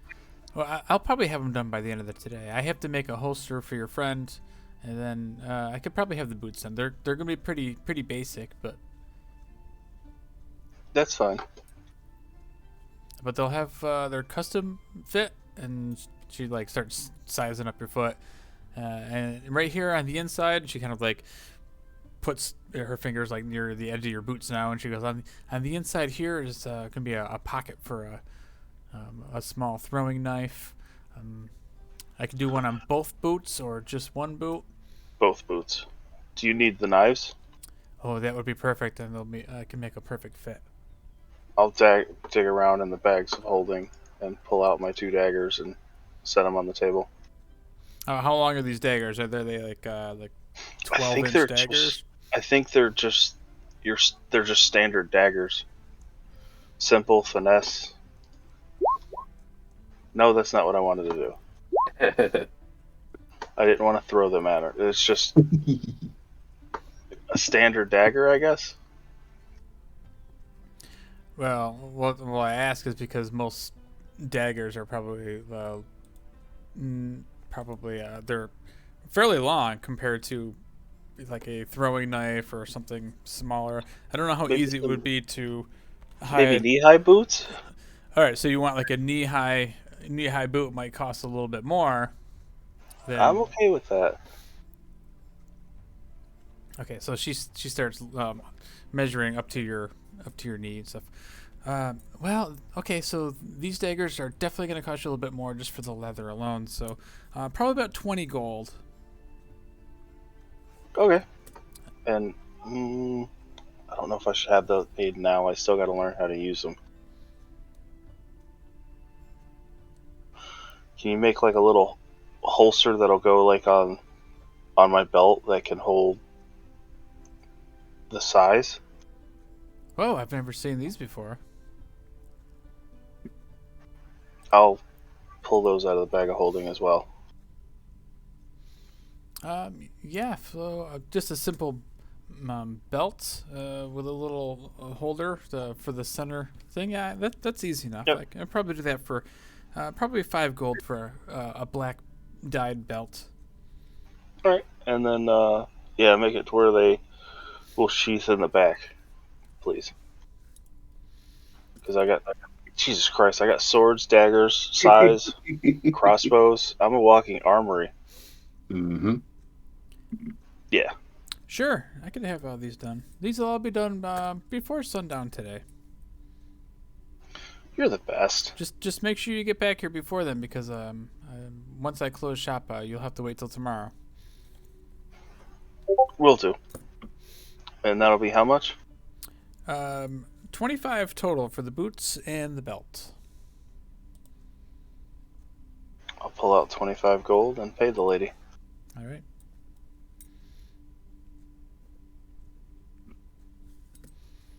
And I will thank her for her time. I know she's disappointed in the color. Yeah, she likes the bright colors, but she gets it. It's hard to stealth when you're in bright yellow leather with a bright blue fanny pack and a purple fucking belt, bright green boots. Snodlers doesn't seem to have any problem wearing his tiger cape around. Snodlers also has the fashion sense of the Underdark. Everything's black and white, right? It's dark. Nobody can see what you're wearing. Right. No, everyone can see what Snodlers is wearing. It's not bright. Like, this is confusing. Like, it looks better in the darkness. It looks better in the dark, yeah. I'm not surprised that she liked his coat, his cape. She likes the style. All right, so she takes the money and she gets right to work, and you see a couple other people start making their way over to her stall. The rest of you guys, you make your way back down through the market looking for other people. You do come across that guy Randolph, the merchant that was selling like the general goods down by the docks. He's kind of across from the Snapping Line Tavern. Fawson's office. Might as well hit the office real quick. Since we're here. All right, so are you going? I turn in to go to the bar. Okay. So it's early in the morning and nobody's really in the bar. Hannah is in there just starting the day. There's a couple of people sitting at the bar just having breakfast. But again, there's nobody really. It's not a common place to go for the morning. The people staying at the inn upstairs usually are having breakfast in the morning downstairs. So as you walk in, Hannah, though, she's like more than excited to see you again. She's like, I didn't think you'd be up so early, Fawcett. You were definitely tying one on last night. A little hair of the dog. If I can get a drink, it would be greatly appreciated. She says, okay, a little early, but yep, Varen wouldn't have had it any other way, and she pours a drink. Make that one for Varen also. I can't come in here without having one for him. As she's pouring the drinks, she's gonna. Have you heard anything off lately? No, not since last night when you came in and asked me that same question, but... I figured we had a little mishap over at the warehouse, so trying to figure out what happened. Oh, is the booze okay? Of course it is. Oh, okay. And that'll still be flowing. I was just wondering if... I guess no one came down blabbing or anything, so... After you left last night, Mr. Drake here, he was just trying to convince me to come back to his ship and, blah, blah, blah, and I had to blow him off, but now he thinks he's the town council member. He can do what he wants, but, I don't listen to any man like that. What do you think of this Drake, the leather smith thinks he's fucking the cat's ass. Well, I think he's kind of a pompous asshole, but that's just, I agree with you there. We're trying to figure out, what the story is. I mean, we've been gone for a while. The guy shows up in town, Ada dies. It's just too weird for me. Yeah, it does seem weird, but I don't know. I've seen weirder things around here. Well, so have I, but this doesn't seem right. I mean, I don't really know too much about it, but I mean, his reputation, everybody says he's this great guy. He spends money and he travels the world. He's a likable guy. I mean, I get it. Not my kind of person.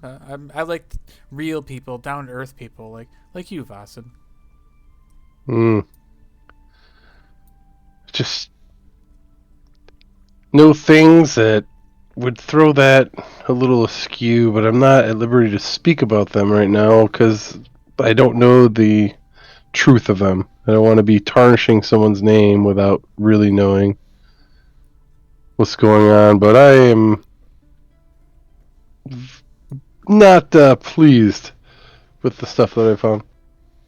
Well, I can't really be much of a help, but do be careful while you're investigating these things. I mean, just keep an ear out and stay to yourself. Have you talked to the head of the town guard? Have you talked to Eleander? Well, we're making our rounds now, trying to figure out what merchants voted for him. To see if they were pressured into it or if they just went off this guy's word and his reputation. Or at least the reputation people know of, and not the actual reputation of the man. Yeah, I mean, if you'd like, the next time he comes in here, I can press him for some more answers to get to, really know who he is. No, don't worry about that. Just keep doing what you're doing. Keep up the good work here. I need a bar to come back to. Well, you always have a home here. Well, on that note, I'm going to have to catch up with my friends. And I put 2 gold on the counter. Slide it over to her. Okay. So outside, you guys are standing around Randolph. Is anybody talking to him, or what do you guys want to do? Yeah, I'll walk up and talk to him. I'll head over there as well. Perfect. And, so you guys head over there, and he says, hey, fellas, what can I do for you? Look what I got here. I got all sorts of, I have fishing poles, I have nets, I have fish, I have lanterns, I have rope, I have fishing hooks, I have javelins, I have anchors, I have bait, I have cans, I have boxes, I have baskets, I have, anything. Come on. Excellent. I'll need 3 javelins, 2 nets, and a lantern. Well, wow, a man who knows his stuff. As he's gathering that up, so you were at the town meeting yesterday? I was. Did you see that whole travesty of electing this guy who I've never seen before in my life? Yeah, I was going to ask you if you voted for him or not. Or No, I voted for myself. Oh, that makes sense.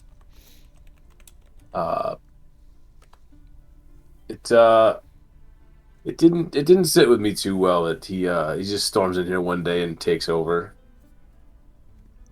Yeah, well, I'll tell you a little something, but probably about a week ago, and right after he got here, this big guy, I think he said his name was Govac, he said he was working for the Guardians, and they were here to protect us all, and he recommended I pay him, which I did because, I don't want to start any trouble, but he did recommend that, we look out for this Renwick Drake. So he was going to be a real game changer in our community. So Snodlers agrees Renwick was, and go back tried. But I stuck to my guns though. Some of the others, I think a lot of people have heard that this guy is some sort of celebrity, some sort of hero, and I think that's what influenced the vote. I was trying to get people to vote for me because, personally, I think I'd be a good council member. I know what the people need. Mm-hmm. Mm-hmm. What can you tell me about Ada? Was she in poor health? She was old, but I don't know. Like, I was in poor health not too long ago. You know, I had the sickness, but I got better. I don't know. Maybe the same thing happened to her. Maybe she got she got the cough and it just wouldn't go away, and that was the end of her. I don't know. I don't know much about her. I mean, she was old. Hmm. I mean, That's are you thinking that maybe there is some sort of funny business going on? Yeah. I think maybe. This- But I don't know. Maybe you should go find this Govak fella. I bet you he was behind it. That's not a bad idea. Wait, didn't we already find him? Oh, you already talked to him. Oh, perfect. Then why are you asking me about this stuff? You want to buy something? Just trying to get a feel of all the merchants. See why they voted for the new guy. Who did you guys vote for? You didn't vote for me. I wouldn't be standing here working right now. Is that why you wanted to be voted for? Well, you know, I was hoping that if you guys, if people voted for me, I could stop working and actually go and find my partner. Partner? Yeah. The guy that I used to work with. I'm pretty sure I told you guys about this once before. You said you were going to look into it for me, and you were going to look for him, and apparently the travelers are too busy to help out the little guys. I get it, though, off saving the world and all their, whatever it is, things that you guys do that are much more important than helping the real people that run this place. Oh, now you have nothing to say, huh? Yeah, maybe you guys work for this Drake son of a bitch. It's not Nautilus doesn't. I've never heard of the guy before. Yeah, until last night. That's why we're like the ones investigating him. Well, maybe I should be insight checking you. Go for it. I'm open book. Who was your assistant?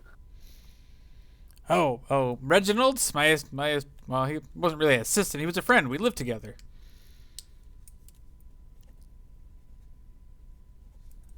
Oh, Reggie, I hadn't seen him for a while. I don't know if you remember, but I got the sickness and he got the sickness, but he never came back. He was out and he said he had to go away for a couple days, and then he just never came back. And you guys said you'd look for him. And so what happened? Did you look for him, or you just humored me? We didn't have much luck, apparently. We lots of people have gone missing. And around here, this close to the ocean, sometimes they just don't turn up. Well, plus I heard there's vampires around here. What was the guy's name again?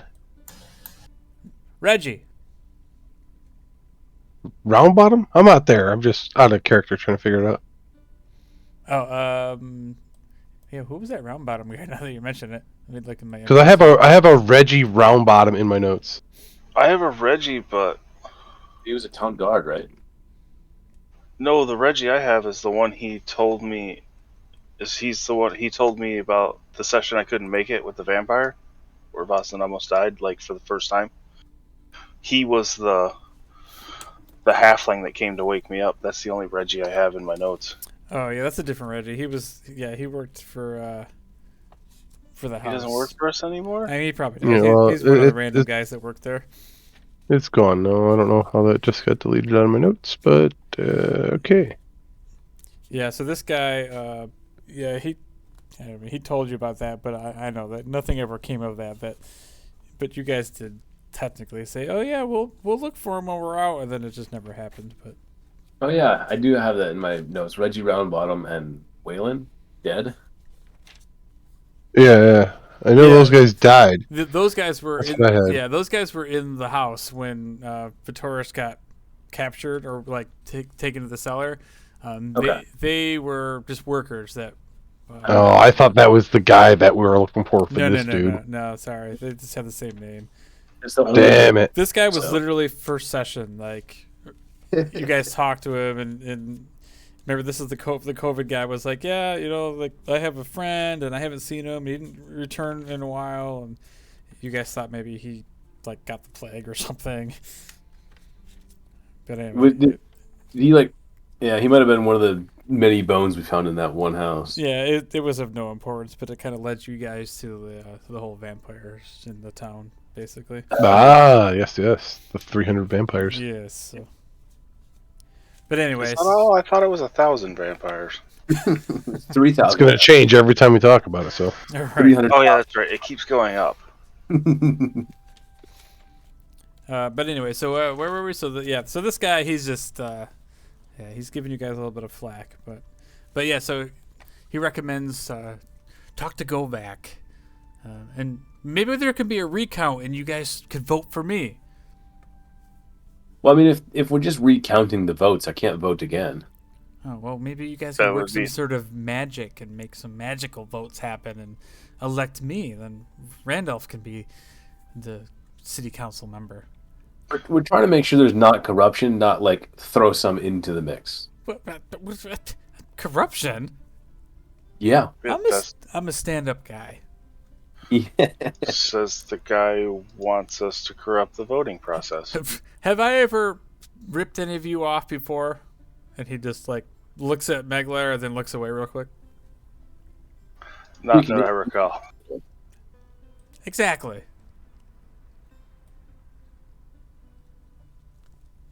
So have you ever talked to Renwick?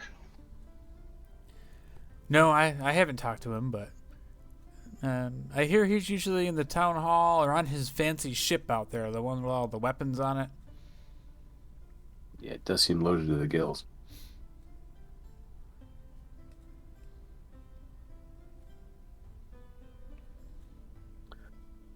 Well, thanks for your time. Sorry we couldn't help with Reggie. I do hope you find him sometime. But help you yet. Yeah, well, if you guys... Baron's going to run in the alley and poop. Jesus. Ran right through you? Yep, he's going in the alley to take a poop. Where Vera died? No, that alley is where I sleep. I don't know shit where I sleep. Do you where you sleep? Oh, God. I've never seen you sleep in that alley. Technically, Snodlers does. It's like one room away. Is it in the room you sleep in? I mean, if there's no door, is it the same room? No. Then, do you ever poop in the same room? No. Like, even if it's the same room, you said there's no door, so there's no difference. So, the same room is without a door as well, like this. Oh, I got that guy's name wrong. It wasn't Reggie. I have it wrong. It was Elias. That was the guy's name. What was it? Elias. I found it in my notes. Yeah, Reggie was the guy in the house. You're right. That was the halflings that were found murdered. I don't have an Elias in my notes. This is literally from the day one notes. Okay. So you had to go all the way back to the beginning. Yeah, it's in my written notes before I started putting them in my Google Doc. Oh, you haven't transcribed those over yet? No, this is literally just like I don't know if you see, like I have like you don't have the camera on, but I have a notebook and it's just like just crap just written all over it, like not in any particular order. I don't have that name written down in my notes either, so. But I think I lost all my notes with the first like 3 sessions, so. I think it's safe to say that Elias was eaten by vampires, but yeah. Probably. The only person I remember actually looking for was Eliander's secretary. Yeah, the clerk, Mina. Mina Momir. Yep. Banana Nana Fafir? That was her name. But you guys found out a little bit more about her later on. I don't know if you wrote that down or remember that, but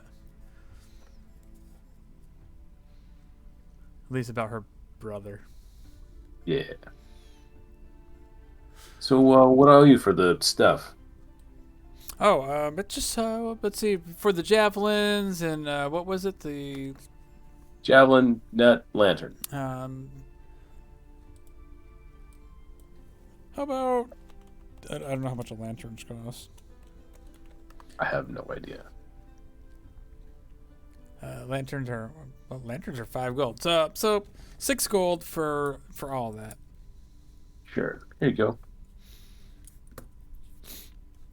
So remember, next vote for Randolph. Keep that in mind. In case somebody else ends up, dying on the council. That doesn't sound ominous at all. That's literally what I was gonna say. Well, I've heard there's vampires around here. Like, Snoddles is confused. Like, in town or nearby town? I heard there's some in town. I heard down by the old docks. There was a vampire living down there years Do you think ago. that's never gonna go back? There's rumors that there was vampires here years ago. That this place was founded by vampires. I heard there's 1,000 vampires up in that old mansion up there. Well, there's Oh my god. travelers now. Well, have you checked in your cellar? I'm more concerned that everyone that we have there is a vampire. They're everywhere. So Snoddles takes out his notebook and a pen appears. He's like, how do you tell who is a vampire? They have the sharp teeth. Snoddles like touches his teeth. Oh god. I come out of the corner, pull my pants up. Oh, God.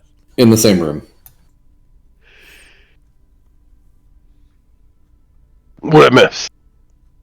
Not much. I bought a lantern and some other stuff. Good shit. Let's go. Yeah, I gotta go see the blacksmith. I'll fill Faustin in on what he said, that he wasn't really pressured, but he also doesn't like him, and he essentially wanted everyone to vote for him. Yeah. I'm gonna give Vossen, Yuri, and Sarge health potions. By the way. Ooh, I got one, right? Oh, thank you, sir. I believe so. Yeah, because you asked one earlier. I had 4, so I'm out. But you guys should all have one now. Thank you. Welcome. All right. So where you guys headed? So Hector. It's just a potion of healing, right? Just a regular level 1. I want to go talk to the blacksmith real quick, and then if there's any other vendors that we can remember from the town meeting. And I don't want to spend too long on this because I do want to hit the road at a decent time today. But so we'll put you over at the blacksmith's. But does anybody else want to do anything? No, my whole plan was, continue getting feedback from other merchants and then head up to Eleander to, I guess, call this meeting, right? That was the plan, right? You're gonna get him to ring the bell. yeah, Eleander's the marshal. Yeah. We need the town seat is Primwater, Drake, and Anders. Do we want to let Eleander know our suspicion first and then have him call the meeting? Or are we just going to not tell him about anything and just say we need to call a meeting? I'd give him a heads up. He's always been, up front with us from what little bit we've interacted with him, so. Yeah. And he already knows we don't trust the Guardians and what's up with them, so. But yeah, we should probably keep him informed. Alright, well then I guess we can relay what we learned and how we're pretending to be Guardians and know what the shit's going down with them. You know what I mean? Like, we know that the Guardians are here and they're pirates. And if there's Guardians on his ship, he is working with the Guardians. Does everyone else agree that? Wait, what are you talking about now? Renwick Drake. Oh, I thought you said Oleander. No. Tell Oleander what we Tell Eleander that we have inside info that we went to this pirate meeting and they're trying to take over these said ports. The guy that is supposedly running this port got murdered in our warehouse. Yes. But Renwick's has Guardian guards on his ship. So I don't know if he's paying them to guard but he's definitely in some cahoots with them. Yes. And their leader just so happened to be dead. Yes. Oleander knows about the first part, not the second part, but we should probably keep him informed. He knows about. He knows that the Guardians used to be. Sequences. Oh yeah. I'm about just telling that we know that we pretended to be them, and we want to let him know that we know what's going down, and this is definitely part of their scheme. Yep. It's to take over the ports. Yeah. Cool. You want to fill him in then while we go talk to the blacksmith? Sure. I mean, do you want me to wait there for you guys to get there? We can go to the. We can all just swing by the blacksmith and then head on up to Oleander. I mean, it is kind of on the way. I thought Oleander was up here and the town's down here, right? Yeah. The town meeting's there, but if we the blacksmith's over here, right? Like back here somewhere. Actually, I think this. All right. So you actually I thought it was. You went by the blacksmith's technically before you went to like the market. Yeah, then I'll go up there and speak about that to him. I mean, if anyone else wants to join me, I'm more than welcome. If not, I will do this myself. We should buddy up because we might still run into trouble. I'll head up there to Oleander. Cool. I will head over to the blacksmith. Okay, cool. So at the we'll go over to the blacksmith. So you guys go over to the Dwarven Anvil, and you see the sight of the young guy there. He's the only one in the place right now, and he's banging away, working on his projects for the day. Wave him down. Hey, how's it going? Good morning. Good morning, guys. Shop just opened up. Have a look around. If you're interested in buying something, you won't find any better arms anywhere in the land. Welcome to the Dwarven Anvil. You keep him busy? Yeah, we've been pretty busy.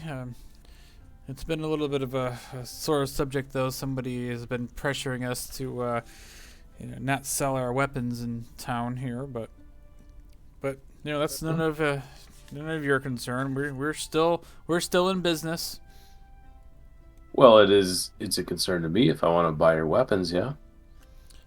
Yeah, I mean, have a look. Look at all these weapons. What can interest you in? We have swords. We have bows. We have daggers. I have a fairly large order to place. You said somebody didn't want you to sell in town.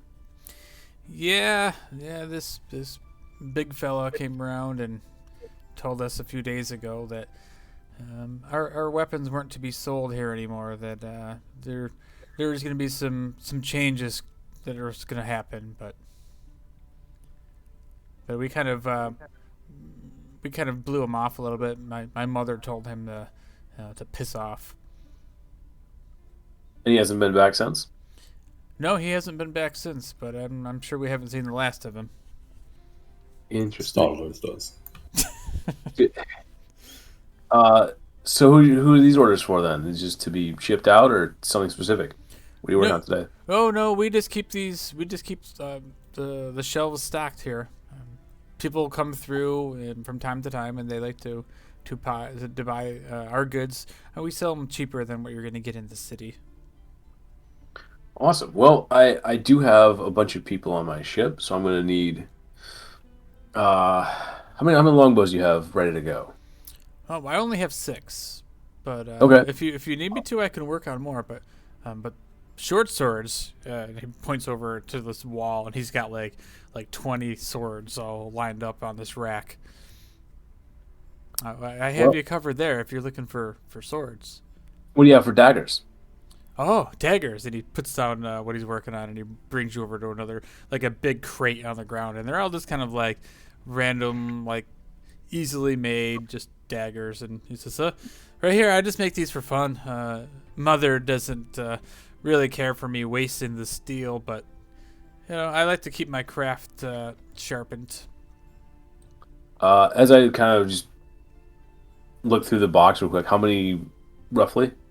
There's probably a good 30 of them or so. Awesome. Well, perfect. I'll take all of these. I pick up the crate. His eyes just light up. He's like, okay. I need all of your longbows. Okay. I'm gonna need about 14 more longbows made up. Well, that might take me some time. Fine. I'm That's more totally... of a blacksmith than a I don't know what you call a wood creator, crafter. That's totally fine. Do you have bolts as well? I can get them for you. How many bolts do you have? Right now we only have 40, so. Perfect. I'll take all of those. Do you have any scimitars, sort of cutlasses, that sort of? These. Yeah. So when you look at the short swords, some are more like a cutlass design, and then there's the short swords. And again, this guy, he tries to put his flair into these things, so they have like different like fish hilts, and like he tries to like incorporate like shells into some of the handles, and like shiny like black rocks and things that he's put into the hilts. And they're definitely like that's his work. He's trying to do his self-expression while he's making the work from Mother. Nice. So I got 40 bolts. I got 30 daggers. 30 daggers, yep. I'll pick out like 3 of the most curvy swords and ask him if he can make a bunch of more like something short, but also has a decent amount of bend to it. Have him make me 10 of those. I think that's it. Is this for the crew? It's for different things. Okay. And what do you make armor as well, or just? Oh no, I wouldn't know how to make armor, but Snodless feels like that leather lady would. Yeah, if you want to just practice some armor while you're what the fuck? I might can you just learn how to do this, and I'll come back. Snodless isn't sure that's even how like things work. Listen, there's an anvil. Hey, Hector, do you wanna learn how to do wizards? Just start that. Do it. Listen, if you could just start learning how to make some armor, I don't care how long it takes, a year, 2 years, 5 years. Snodless is like noticeably embarrassed. Just in your free time, I could use Snodless leaves some nice armor. Well, I'd have to talk to Mother about it. I don't know if she'd like me to take away from my my duties to just practice making armor, but that's fair. I suppose I could ask her. Should I go wake her? No, that's totally fine. Oh. Also, if she can sleep through her hammering, that's pretty impressive. What do I owe you for? Well, she doesn't live in the forge. I mean, she sleeps like out back in our house, but yeah, is it less than like a quarter mile away? Because this is an anvil and it's quite loud. Well, she's been working here for her entire life. It's like the sound of the forge is soothing to her anyway. Fair enough. It's sort of like sleeping on the ocean, I guess. So what do I owe you for all this stuff anyway? Well, I'll give you a good deal. 30 gold for the daggers. Mm-hmm. The bolts. How many did we have? 40 bolts. 40 bolts. Oh, I need arrows as well. Well, if you got arrows. Well, I do have some arrows, but I have about 20 arrows. Perfect. 40 bolts, 20 arrows. He'll charge you whatever the price are, because he doesn't make those, so we'll just whatever the price. Let me look those up in D&D Beyond.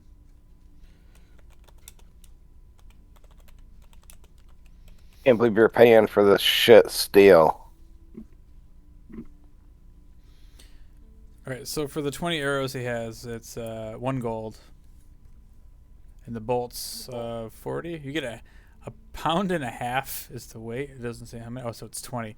So he had 40. So it's 2 gold for the bolts, and 30 for the dagger. Then he's gonna make some swords, but he's not going to charge you. He's just going to start working on some like scimitars. Okay. And apparently armor. Apparently, in his free time, he's going to learn how to make armor. Listen, I'm just trying to make sure he's not making weapons for the pirates. That's basically all it's all Gotcha. about. And while I'm there talking to him, well, I mean, I got to manage my inventory real quick, but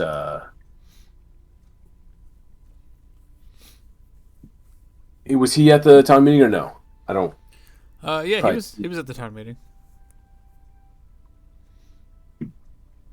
So, what'd you think of the funeral and the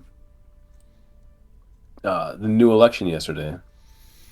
Well, I thought it was a little strange to have the election so quick. This is the first election I've been a part of, but I did kind of like Mr. Drake. I voted for him. Some people came in here and they recommended I should probably vote for him to really, make this town a better place. So I took their advice and voted for him. My mother, she didn't quite agree, but I don't really know who she voted for. She might have voted for the fisherman. Mm-hmm. What can you tell me about Ed? I keep calling her Edna. I know it's not her name.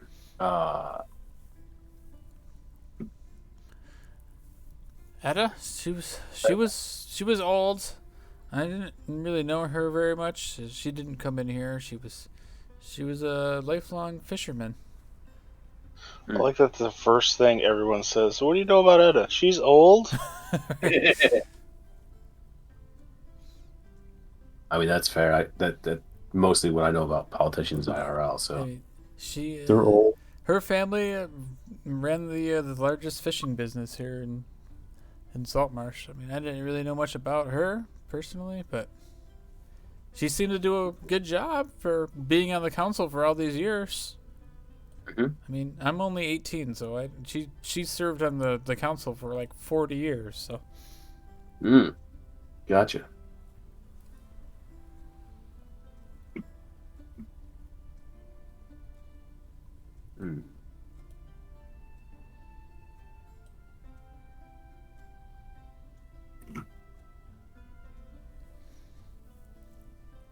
Well, I can't think of anything else, so I guess if nobody else wants to jump in. Yep. I walk forward and I pull the lion fang out of my bag from the Chamara that we killed. I need you to make a dagger for me. That's what I can do. I can make daggers, not armor. That's what I figured. Looking at the box of daggers or crate of daggers that Hector's holding. And I give him the lion fang. I ask him, can you use that for the handle? Oh, yeah, this would be awesome. Great idea. Awesome. How much do I owe you? Oh, well, this is probably a custom order, so it's 5 gold for this. 5 gold? Okay. I'm gonna give you 10. Make it your nicest blade you've ever made. Oh, I could definitely do that, sir. Well, thank you. How long do you think it's gonna take you? Oh, I'll have it done today. I'll stop what I'm doing right See, now. in 10 years, he's got to learn armor smithing. That's true. I have priorities, No, I'll have it done today. I mean, I'm just making stock anyway, so I'll get to work on this right now. Awesome, thank you. So he's gonna make a cool lion fang handle on a dagger. Yep. All right, you guys doing anything else, or we want to go over to Eleander's? As you guys walk outside, Snodlers is on the front porch reading Secrets of Ye Philosopher's Stone that he got like session 2. Pissed off that you just made him like want to make it change his armor classing, like fucking idiots. Mumbling to himself. I'm just trying to keep the kid busy and happy. Well, Snarlos is going to be really excited when you start throwing out wizard spells. Oh, you don't even know. No, Snarlos does know you're not a wizard. But ironically, Vitoris might be. What'd I do? Snarlos thinks that you're a stealth wizard. Stealth wizard. Quartercaster. Well, I mean, you're definitely not a voyeur. By the time I get to Fireball, you'll be fucking ripping reality apart even more. Snarlos doesn't think you get to Fireball. I think I eventually get it. Yeah, like level 20. Yeah, that's like 17. Yeah.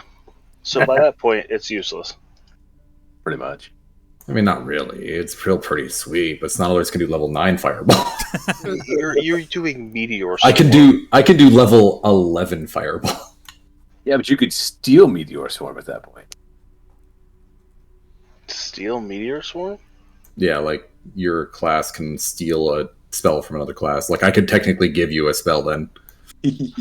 Wait, how does that work? You have to read your class. It's just further down. It's pretty intense. Is that like a higher level? Level 17, yeah. Oh. For the next 8 hours, you know the spell and can cast it using your spell slots. The creature cannot cast a spell beyond the 8 hours, blah, blah, blah, blah, blah. It doesn't matter the spell slot? Yeah, I think it does. So like you could steal it, but you couldn't cast it. Immediately after a creature casts a spell that targets you, including you and its area effect, you can use your reaction to force a creature to make a saving throw with its spellcasting ability modifier. The DC equals your spell save DC, so you're fucked.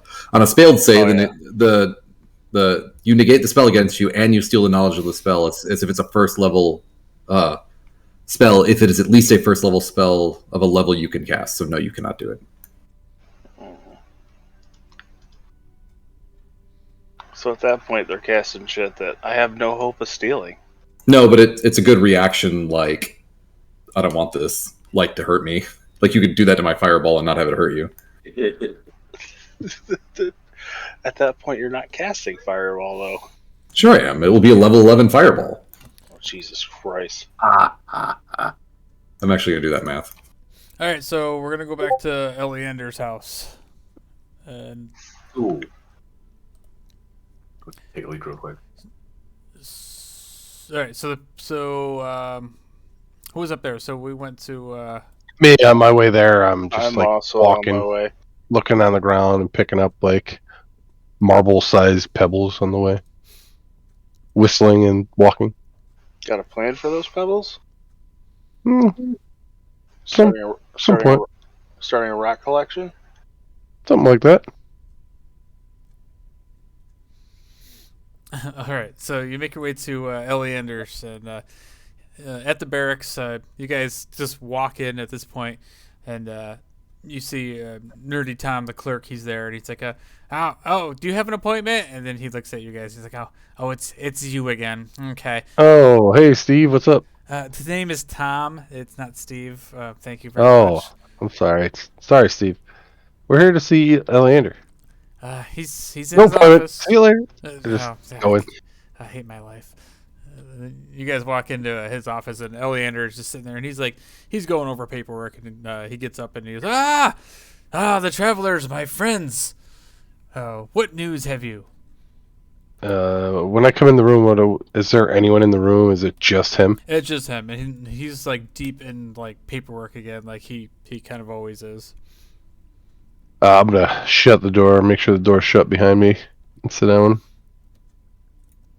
Vasen, tell me what's going on? Is this pressing news? Well, that's what I'm trying to figure out here. What's going on here? We leave, and when we come back, Ada's dead, and some random, from what everyone says, awesome dude is now on the council. Yeah, so I don't know about this awesome dude, but people know of him as this local celebrity. I gotta say, I'm not real impressed with him, if you know what I mean. I'm keeping a sharp eye on him when I'm in the council chambers. Well, what have you noticed? I mean, how long has he been here? Well, the one thing I've noticed is he seems pretty friendly with some of those piratey types. You know, the one that's known as Govak, which Well, we have something to let you about this Govac, but continue. Well, he's been seen conversing with Govac and other members of the Guardians, which, to be honest, anybody that associates with them are probably pirates, and you know how the king feels about pirates. So, if I had I do. If I had a stronger force, maybe we'd make a move to try to break up the empty net a little bit, and show these pirates that the king is still in charge here. I'll let Oleander know. Scoped out Renwick's boat and let him know what little bit I saw, but I will give him a description of the people I saw guarding the boat. That's my thoughts exactly. That Renwick Drake must be a pirate. He must work for them or work with them. Either way, we must be very careful with this information. Well, we've been gone for a while, right? Yes, I know you've traveled to Seaton. You said you had pressing matters elsewhere. And... So, in our journey, we stumbled upon word of a big meeting of all the pirates, and we snuck in, pretending to be part of their group. And they are, in fact, trying to take over all the ports. That giant man, Govac, was supposed to be the leader of this port and to take this area over. We found him dead in my warehouse. Oh, well, I'm assuming the king does not know of this information. Not exactly. Not all of the information. Didn't we stop by and let him know about the meeting and who was in charge where? Yeah, well, he didn't know that we're part of the pirate crew, per se, faking it. Never told him that part of it. We told him that before we even went, I thought. No, we didn't tell him that. What, did we tell him that we going told as him pirates? we told him we were going to infiltrate the meeting. Yeah. You told... Some of us is pretty sure that we're not pirates, but we're pirates. Like, it's okay. I think everyone knows. Because otherwise we're going to get caught in this lie. Like, it's not really a lie. It's kind of like a double cross, but it's a single cross without a double cross because we're not actually pirates. Wait. Either way, we pretend to be pirates. We found out all the pirates that are pirate lords are supposedly taking over specific areas. Govac was taking over this area, and it seemed like he was in league with this new council member. And Ada's death seems quite convenient. So I don't know if you want to send word to the king, or what you want to do. I think it's important that we send word right away to the king, because if the king had known that the pirates were planning on taking over our town, he wouldn't have pulled out all the men out of the barracks. I mean, we're a short staff, so if these guardians decide that they are to attack us in the barracks, I feel like we're not going to stand a chance. Well, I could assure you their leader, Govac, is not going to be a problem, but I don't know now that Govac is gone if Redwick is going to take his place. Excellent idea. I think perhaps we should ask the king for more troops, and maybe now would be the time to strike to force them out of the town. The Travelers Guild would be more than willing to send members to your aid if you need. Just get a hold of them. We have pressing business with someone else also. My gnome brewmaster has gone missing, and I feel that something very tragic may happen to him if we don't go there. So we won't be here to assist. Yes, this must be what you were talking about. I talked to Hector last night in private. I told him about a shadowy figure that has been asking questions in town, searching for you guys. I got a feeling he was the one that killed Govac, but I don't know why. So I don't know if this Redwick was trying to take Govak's position and somehow, double crossed him and got this shitty business turned on to Govak. Well, I can say the one good thing is that if this Govak is killed, that is it's a blessing for us all. Then, but I will It's one less asshole to deal with. I'm going to send word. I will send a rider to Seaton to see if I can get more troops sent back here to the garrison, and then maybe we can mount an offensive against the remaining pirates. If their leader is in fact gone, now would be the time to kick them out of here. I agree, but I would do this in an utmost secret because you don't never know. It seems like a lot of the merchants are on his side due to the amount of money they're going to be making if this man stays in office. So just keep that in mind. There's very limited people you can trust. Oh, this could be a very alarming situation, as I could foresee a revolution or possibly some sort of civil war amongst the people here. I perhaps we should talk to somebody we can trust. Maybe we could trust Anders. I will let him know that Anders wants me to look into wants us to look into Renwick Drake. I'll let him know about the lighthouse he wants us to check out. Supposedly Renwick's been seen around. Yeah, that's an excellent idea. That could be the information we need as proof to the king, so he can send a force here to expel this Drake. And well, how long do you think we have? Do you know where this lighthouse is? Half a day away. I think you said it was sailing. So, do you think you could last at least 2 days? 2 days? 2 days at most. Well, before sending word, so we could try to get information. Well, Scuttler thinks it would take time for them to come here, right? So, wouldn't we want the backup available? And if we're wrong, like it's egg on our face. Is that a phrase up here? You know, with your sunlight chickens or whatever. Yes, the chickens have eggs here. Up here. Are you here? I thought you were down at the blacksmith. Damn it! I thought we migrated. No, Snuttler's retreats. Snuttler disappears. But Elander says, "Well, it's going to take a while for a rider. It's going to take him a day to get to Seaton anyway." Oh well, just hopefully we have the proof when he gets back, and then we'll help assist get rid of these pirates out of here, and maybe even this Renwick. In the meantime, I will put extra security forces around the town council and around the town market, just in case these pirates try to form up and take vengeance against their missing or their dead leader. If you can, do it with the people you trust the most. I will only speak to Anders about this and the other members of the King's Guard. Again, if you need any assistance, we have a growing staff of travelers. Just feel free to ask for help from there.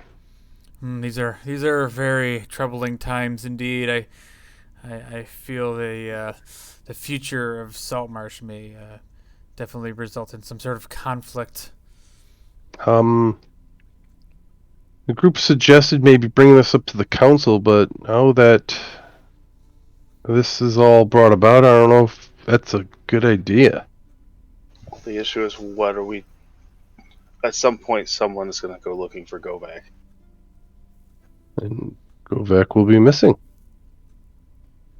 As long as this guy's the law, it's not there either. Yeah, but I mean, it's going to be hard to keep it quiet. That Govak's missing? Maybe he went to take a shit in the woods and never came back. Well, that means either us or somebody needs to go get his body. It needs to be hidden if that's the case. It's not at the warehouse. God damn it, I'm sorry. It's at the warehouse. Well, I mean, we could figure that out, but I that's what I'm trying to get at is it's probably better that we keep Govak's disappearance right now. Quiet. I mean, if it's only going to be a couple days, I'm pretty sure Govak's been gone and not spotted for a couple days. I could see a month, get worried. Rather than immediately know that he's dead and immediately starts finding a new leader or whatever, give them a couple days of them looking for him. Maybe hopefully they fall apart a little more. Yeah, and we'll just hide the body somewhere in the warehouse. Maybe we'll just put him in a keg and formaldehyde his ass. As you're like talking about this, Eleander starts like looking a little bit suspicious. It's for Saltmarsh. Yeah. It is for the good of the town. I pretend I didn't know that you guys are into dirty deeds of these sorts. He was a pirate. Govak definitely was a pirate. I expected as much that he was a pirate, but although he didn't have a bounty out for his arrest or anything, but he just recently got his own ship. Well, now what becomes of his ship then, when the captain doesn't return? Well, hopefully, we'll deal with that when we come back. Yeah, hopefully, as long as nobody finds his body, hopefully they spend that time looking for him and not, I guess, consolidating under a new leader. Well, as I say, I shall double the patrols and keep the peace here. How? You said the king took some of your guards. How many? I don't know, most of them. But hopefully, when we send word that we may need reinforcements, he doubles the amount back. I believe he took them because he's afraid of the Sahuagin. Because we ran into a blockade in Seaton on our way in. Yes, that is what he said in his letter. The king fears that there will be a Sahuagin invasion in the capital. But well, I heard that he hired some other really dickhead heroes, though, so maybe they could help. If they're we're way cooler, but I mean, no, there are other heroes. Agreed. I haven't heard of the other heroes, but the name of the travelers have definitely proven themselves in Saltmarsh.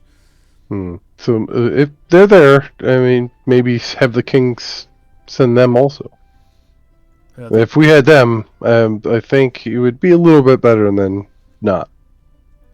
Even though they are not as good as we are. Well, maybe we should send for them so we have two groups of heroes in our town, keeping it safe. If the king is not using them, then maybe he'll send them our way. I will send. Well, all right, we're gonna head back and meet up. I'll let the other guys know. I'll ask. This all comes together. Before I leave, I'll ask him if he knows anyone in. I lost my damn place in my notes. He obviously knows people in Seaton. I'll ask him if he knows anyone in Carrington. Unfortunately, I don't know anyone in Carrington. I've never crossed the sea.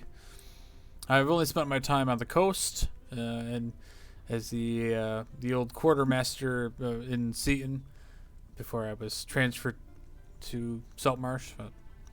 Perhaps someday when I retire, I will journey across the Azure. I hear the land to the west is very beautiful. What about areas in the Frigid Sea and the territories to the north? Oh, much too cold for my blood. I'm a warm weather soul. Understandable. Before I go, I will give him let him know according to the meeting which one's located where. With the butcher as the guardian king, Argent got sent to Seaton, Shiv and Seamus the Black is in charge of the Frigid Sea and areas to the north, with Lady Joy Sword in charge of Carrington to the west, with Govak here, but he knows that now. This is important information. I bid you farewell and safe travels. It appears that you guys are in much deeper than I could have ever imagined. the king also already knows of these pirate lords. I couldn't remember if we gave him. I think you Like, guys who told did him this where? information before, actually. Yeah, we told the king all this. I yeah. mean, it can't hurt to try and get the word out to as many people as possible. That's why I was asking if he happened to have a contact over in the west or up north. So if nothing else, we can get word up there. The one up north was like super vague. The frigid sea and territories of the north. It didn't Yeah. give like a city like every other one. Yeah, there's no main cities that you guys know of up there. So I was just trying to get the word out so it's not just like us and the king that knows. All right, we're gonna meet up with the group and figure out our plan to meet up with this probably certain death. All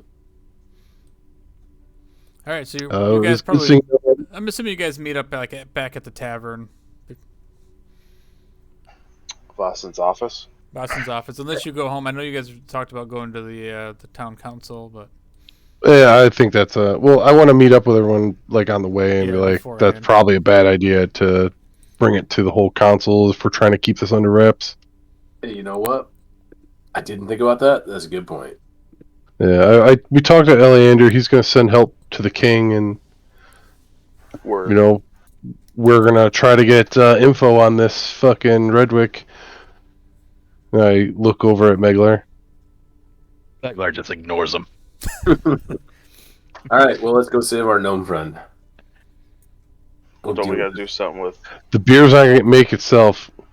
Yeah, I mean, we're going to go back and do the whole hide go back from anyone coming looking for him. Yeah, I really assume that there's probably not been any more of a fire in this man's eyes as his beer man maker is missing. Except when the monastery was taken down. Good thing you got the recipe book. I know. Yeah. Close call.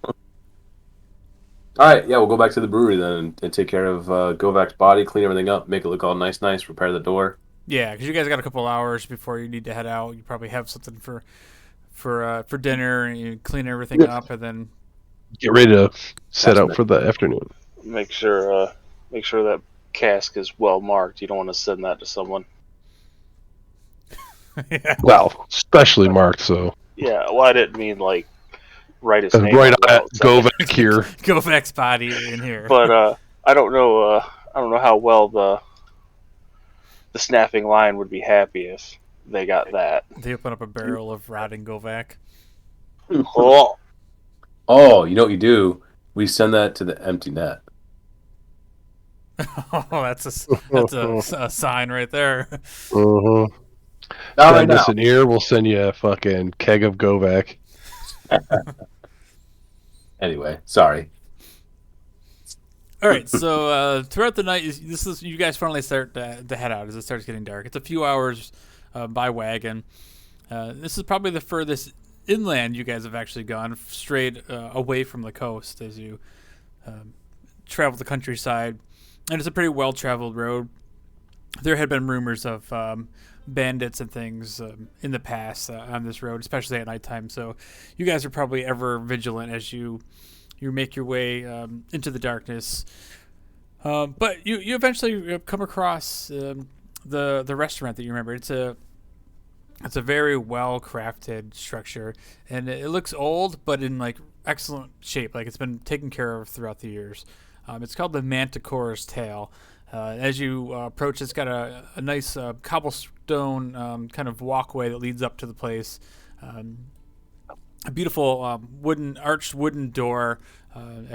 Very clean looking windows. The place definitely looks, like I said, it's not really upscale, but definitely nicer and well maintained compared to a lot of the stuff that you've seen in Saltmarsh. This is kind of like grimy and everything's weathered from the sea.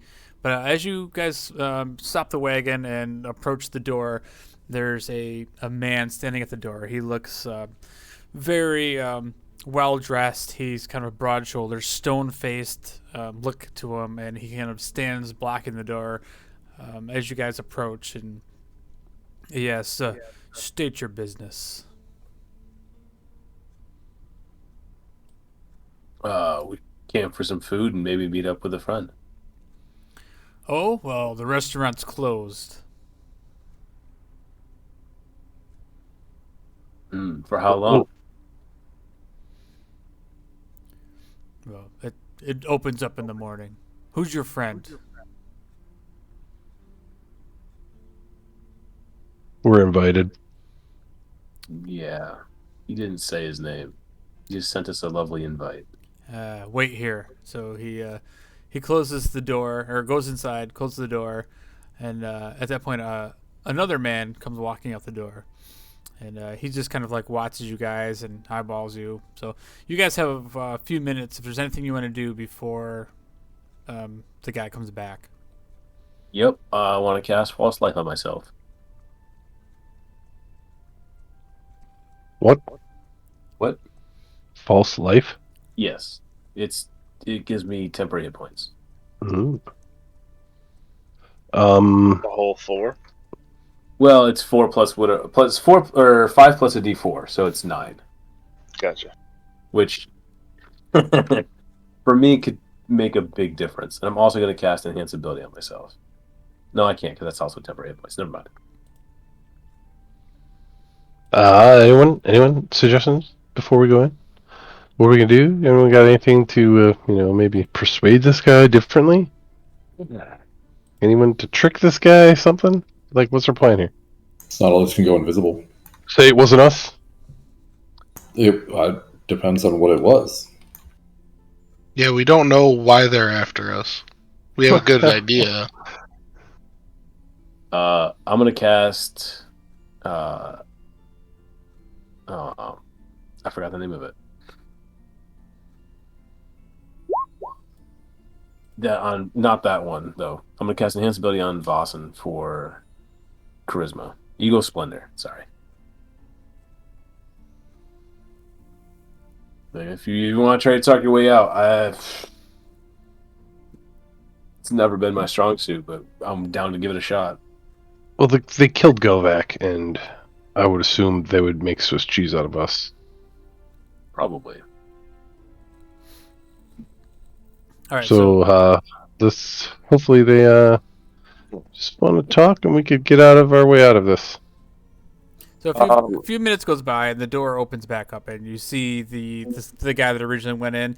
He comes back out, and he says, "Mr. Musaldi wishes to speak with you. Follow me." What were you saying, Yuri? I was just gonna say it'd probably be a good idea if I just keep my mouth shut in here. Probably, Yuri. Probably. I mean, I was the one that held the cup to the guy's head. All right. So as you guys enter this restaurant, it's very nice. It's well lit. It's got tables all throughout the restaurant. It's like, I mean, you see the map. It's definitely like a higher scale sort of place.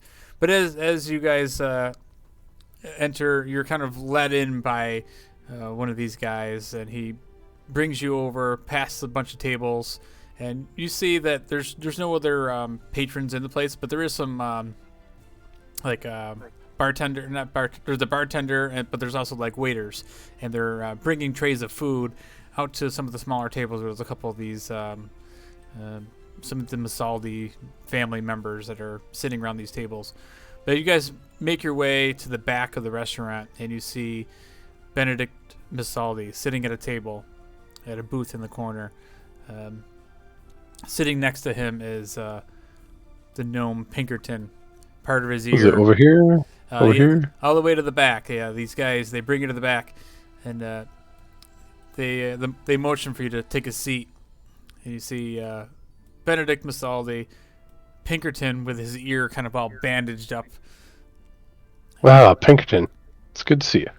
And so you're kind of like forcibly pushed into the booth. All of us? Well, there's probably enough room for like 3-4 of you guys to sit at the booth. You guys could probably stand around or sit at a table, but you're kind of like let in, and as you do that, you also see the Dragonborn kind of standing near the side of the booth, and he's got this long black cloak on, and you see this like bandolero that he's got like across his chest when it's missing several of the daggers out of it, but it's got these black or knives that are kind of filling it. There's 6 of them on there. And as you approach, he kind of like stands very stone faced, and you guys all sit down at the booth. And Benedict speaks up, and he goes, "Yes. Do you remember me, travelers?" Kinda. It was a very crazy night. Well, let me tell you. I remember you. And I do remember a lot of things. So, and at that point, Vasen, you feel something on the back of your head. Oh, God damn it. Is it a cup? And so all of a sudden, Musaldi, he speaks up. He goes, well, unlike you, though, I do not pretend, Vasen. And you hear the sound of a crossbow cock. It's you feel the cold metal against the back of your head. Now, do you know why I brought you here? Because you have my friend over there. Well, your friend is he's just collateral damage. I needed to send a message to you. You see, I invested a lot of money into that ship. Yeah, the casino ship that you decided to attack. Debatable. I was on it. When it was pretty sure he spent a lot of money on it. I mean, the attacking part, not the money part. Yeah, you murdered a lot of my guards. You disrupted. Whoa, I didn't. I thought it was just a bar fight. Got a little out of hand. Yeah, a little out of hand that cost me thousands of gold. I don't know what happened. I was standing there with you. It fucking shit just went crazy. Yeah, standing there with me when you put a cup to the back of my head, and it was a cup. It was a bar fight. I'm not gonna pull a dagger out in a bar fight. At that point, you feel the crossbow on the back of your head kind of like get shoved harder into the back of your head. All right. Now, Mr. Vasen, choose your words carefully. And, so as he's sitting there, he kind of motions and waves the Dragonborn off of you, and he steps back, and you hear him grunt a little bit. And he says, "Well, fortunately for you all, I am a businessman. I'm not out here for blood. I made my money back. I hired a group of Locantha to retrieve my funds from the bottom of the sea, but that doesn't replace the ship that also sits at the bottom of the sea. So here's what I propose. From you, I would like you to make a little heist for me. You see, there's been a lot of bad blood recently between the Musaldis and the Sea Princes. Together, we have had a mutual agreement where we've made our trades and money and drugs and weapons. However, recently, this arrogant son of a bitch, Captain Argent, decided to start stepping on our toes a little bit on our operations in Seaton. That was the start operations in Seaton? Yes. That was so you were in Seaton before? His ship was not far from Seaton. Oh, you're just talking about your money-making business. I am all about money-making. This is what the Musaldis do. Oh, I got that misunderstood. Sorry. I've had a couple morning cocktails. It was led into the night. However, I do not wish for a war with these sea princes because now they have formed an alliance and united all of the pirate groups to form the Guardians. And unfortunately, our numbers do not match theirs, and I do not wish to see our entire family murdered. However, I do need to strike back at them. I do need to strike back at this butcher, the leader of these Guardians. Sneldler snickers. They stepped on our toes for too long and have broken this truce. But this is where you can make up your deeds to me. Across the sea, in the city of Carrington, a ship is being built by the Van Zagrum Shipwrights Guild. You may have heard of them. The butcher is building a pleasure ship. You may call it a floating tavern or whorehouse. Now, as I myself, I could see the money in this sort of this venture. But I can't be caught doing this sort of thing. This could cause a war between our family and the Guardians. So now you see my dilemma. Who could I have steal this ship from my enemies? But Snarls is confused. When you own it, won't it still be a war? Well, you leave that part to me. So what I propose is that you, the travelers, sneak into this shipwrights guild, commandeer the ship, bring it to Liara, to Mayford Harbor, Pier 4. Bring it to the pier, and my guys will take care of the rest. How close is it to completion? Pier 4 where? Mayford Harbor and Liara. Yeah, the Sea Princes have no rights to the waters of Liara, especially Mayford Harbor. That's under control of the Musaldis. The ship is nearly complete. They call her the Pledging Lady.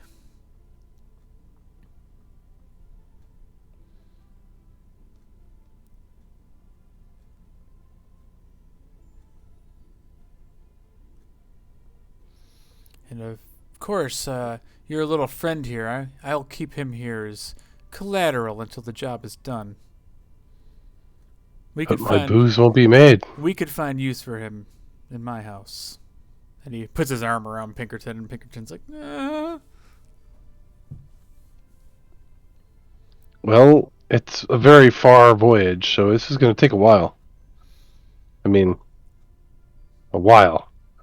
It's almost a month's sail. Well, don't take too long.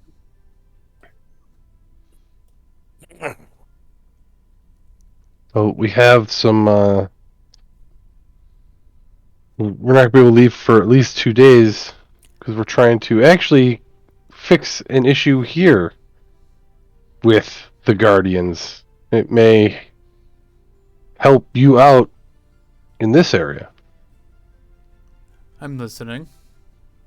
So say we rid the Saltmarsh of the Guardians' hold here.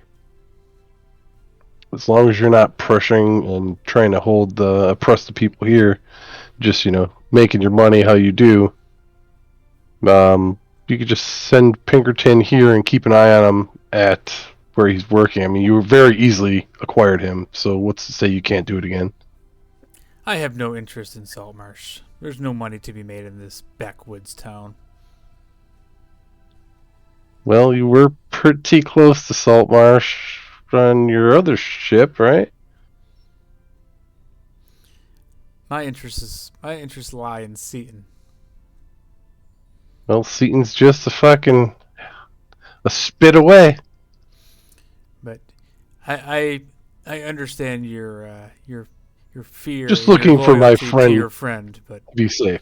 He will be safe with us. The Musaldis keep their word. He will not be harmed. Can I insight check that? Yeah, go ahead.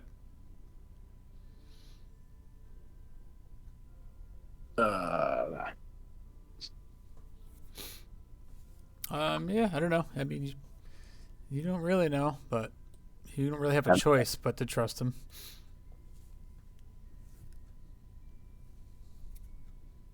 Well, So you have any ins and outs that we need to know? Anything special that we could use to get this ship? Well, unfortunately, this is all I have to work with, is the information of this ship. Once you steal it from the butcher, and you deliver it to me, your debt has been paid. We will be good. You'll have your friend, and we will all go about our separate ways. This, I'll look at everyone else. I mean, You what do know you the guys say? saying, the enemy of my enemy is my friend. It would hurt the pirates. It would. I mean, I'm not against, Steal. damaging the pirates, but What do you know about the shipwright guild?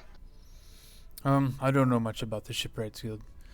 Only the fact that the Van Zagro make the finest ships in all of the realm. So you wouldn't know like a layout of the place? No, I've only had my spies tell me about this. We don't. The Musaldis do not have a lot of claim to the regions around Carrington. We operate around Liara and a little bit into Seaton, and now that these sea princes are trying to cut us out of Seaton, this is where the trouble starts. I want to reclaim my footing in Seaton and continue dealing our weapons to the area.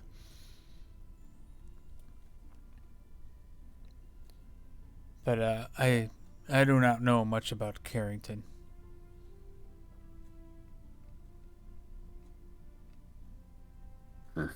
well, we'll see what we can do, and if you can, you're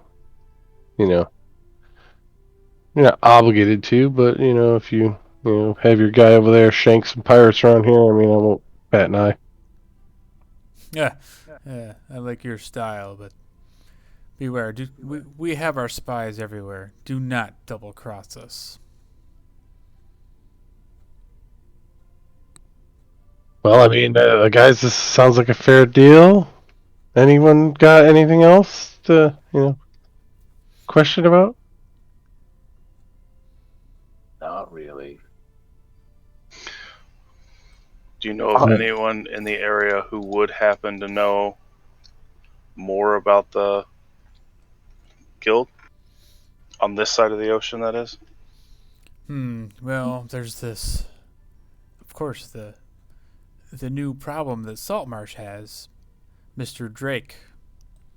Rumor has it he comes from the west. Perhaps you could speak to him now that he runs your town.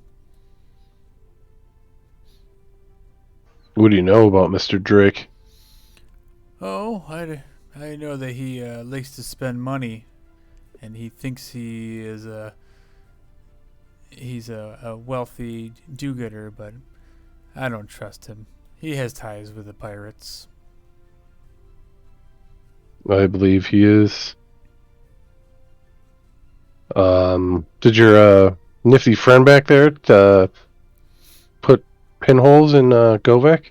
And then you hear the Dragonborn just and then Musaldi's like, yes, how do you think we found out who you are? Your friend Govak described exactly who we were looking for, except for he called you Varen and Javi.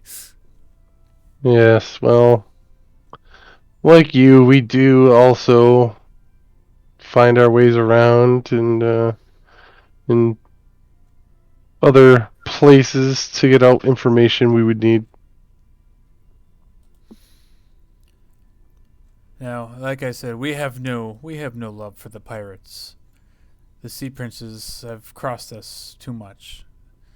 But I do not wish to start a war with them, so if our name gets brought up in any of this, we will hold you accountable.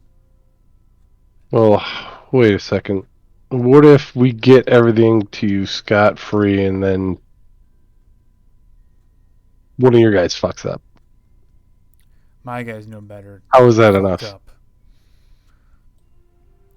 Once we have both attained our transaction, you get your friend here, I get my ship. Whatever happens after that happens. We will all restart and go about our ways. So he'll be at Liara when we make the transfer. We get Pinkerton, you get the ship. We part ways. Yes, I will be there personally to give you your friend unharmed. You have my word. Well, I guess it's all we need.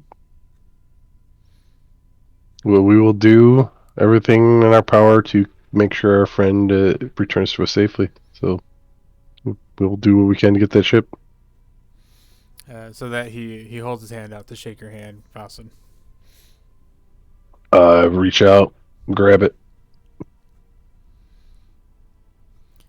And at that point, he just kind of waves to the Dragonborn. He like kind of grabs you by the neck of your shirt or your robes, Fawcett, and he kind of like, not really like forcibly picks you up, but just kind of guides you up a little bit.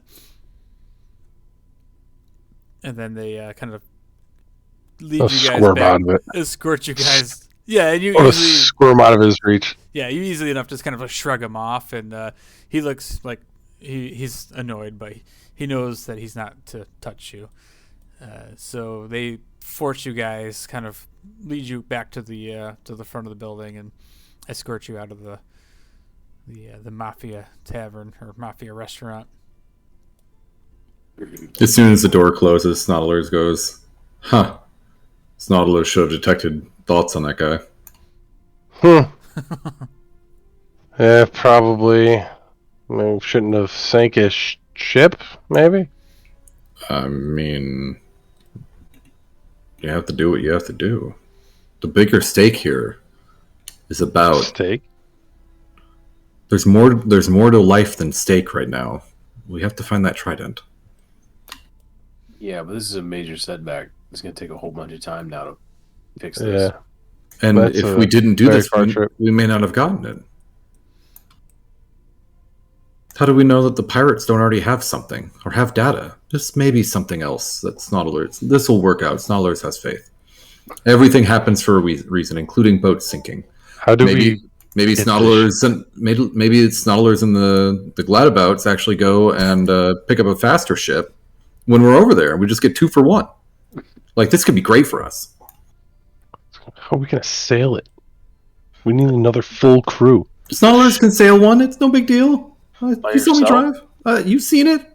We need a full crew for it. It's a bigger ship. Yeah, Snodlers has no idea how it actually works. He just turns the wheel. Snodler just turns the wheel and shit happens. That's awesome. I was thinking about that. We don't know how many people it's going to take to man the ship, and we're not going to be able to sail both of them back. So we're probably going to have to take our ship. Take extra crew or pick up more crew there. What happens if we use that pocket boat? Well, I was going to say we take our ship to the meeting place, leave it docked there, hitch a ride over to the other place. Perfect. That's a month. That's a ways away. We have a long time. It's going to be at least a month to get there. I mean, Snodlers is curious. There are spells. Why can't we pay someone to just teleport us? You know anybody? I'm sure there's someone. We're going to be going to bigger cities, right? I mean, where's... Well, I think our next stop was Candlekeep. And there's a giant library there. Where there's library, there's assholes like me. Snodlers thinks we'll be fine. But before all that, we're gonna. Yeah. We got to defend our town from like Defend the the town vampires and stuff. Like Snodlers understands, but 300 vampires. if we're cutting off a whole bunch of time, like who knows? Maybe we can actually just like put this boat in like a little gem. Like we'll figure something. Like there's a whole bunch of stuff we could try to figure out. Like Snodlers has faith that where there's books and there's assholes, we'll find out some cool solutions. Maybe we just have to fly. We drive out there and we drive back, and it's a waste of 2 months. Or maybe we do some cool stuff. Snodlers doesn't know. It's an entirely new place. They got books. It'll be fine. We can kill Joy Sword while we're on the west. Yeah, worst case scenario, Snodlers gets 2 months of reading all this crap that we've been collecting and not having time to read. Because we'll just hitch a ride. Snodlers is good. Well, the question is, are we going to hit the look for the shark woman and head towards Candlekeep first? Or are we going to head to the west first? Well, I would think Candlekeep would give us a lot of information. Well, Maybe also, a teleport scroll, shit like that. And also in supposedly Oceanus' dad knows where to find the Shark Queen, and supposedly she has a piece of the trident. Well, they want it done as soon as possible. Yeah. I mean, worst comes to worst, if you don't do it, what happens? Pinkerton dies? Snodlers thinks that is a travesty. Yeah. I would like him not to die. What's Hector's fairly familiar with the ports. How long is it going to take to get down to Candlekeep, and how long was it going to take us to get to the Shipwrights Guild if we just stay directly there? Well, let's see. You can put you guys on the map. So you guys have this map, and so yeah, to get across to Cardova, the other continent, it's probably going to take a couple weeks. So Candlekeep is probably closer, but it's still going to be quite a few days. And if we left from here, we'd still have to sail around Liara anyway. So from here. So it'll be straight lines, south straight, west straight. Yeah, it's like 5 days to get to Candlekeep, but it's probably 2 to 3 weeks to get to Carrington. Yeah, probably.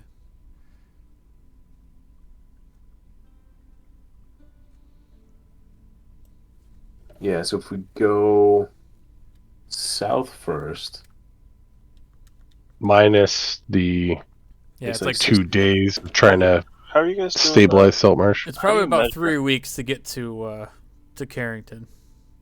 Damn. What were you saying, Vitoris? How do you do the measurements? Oh, just click on the tape measure. I don't have a tape measure. On the left-hand side where it says, like, select move. It looks like a comb. Under the little spyglass. Right above the dice. Oh, gotcha. And then you can do the same thing with the cube where you can, like, add steps into it. If you wanted to make it, like, you can go like this. Gotcha. I just couldn't remember how to get to...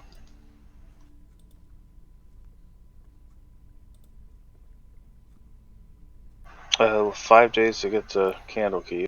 And the Sea Ghost can travel about 120 miles a day. And it's 15... Yeah, about 15 days to get to there. And that's straight travel time. So you have to factor it's going to take a little bit longer. Depends on how long we spend in Candlekeep. And then, granted, we might decide to deal with it after, but I think somewhere in here is where Oceanus' village is. And there's a lighthouse situation. We're gonna. I think we have to do that first. Do that on the right. Lighthouse isn't it just south of Silverbolt? Yeah, it's like I thought it was like 2 days. Right. I think it's a half a day.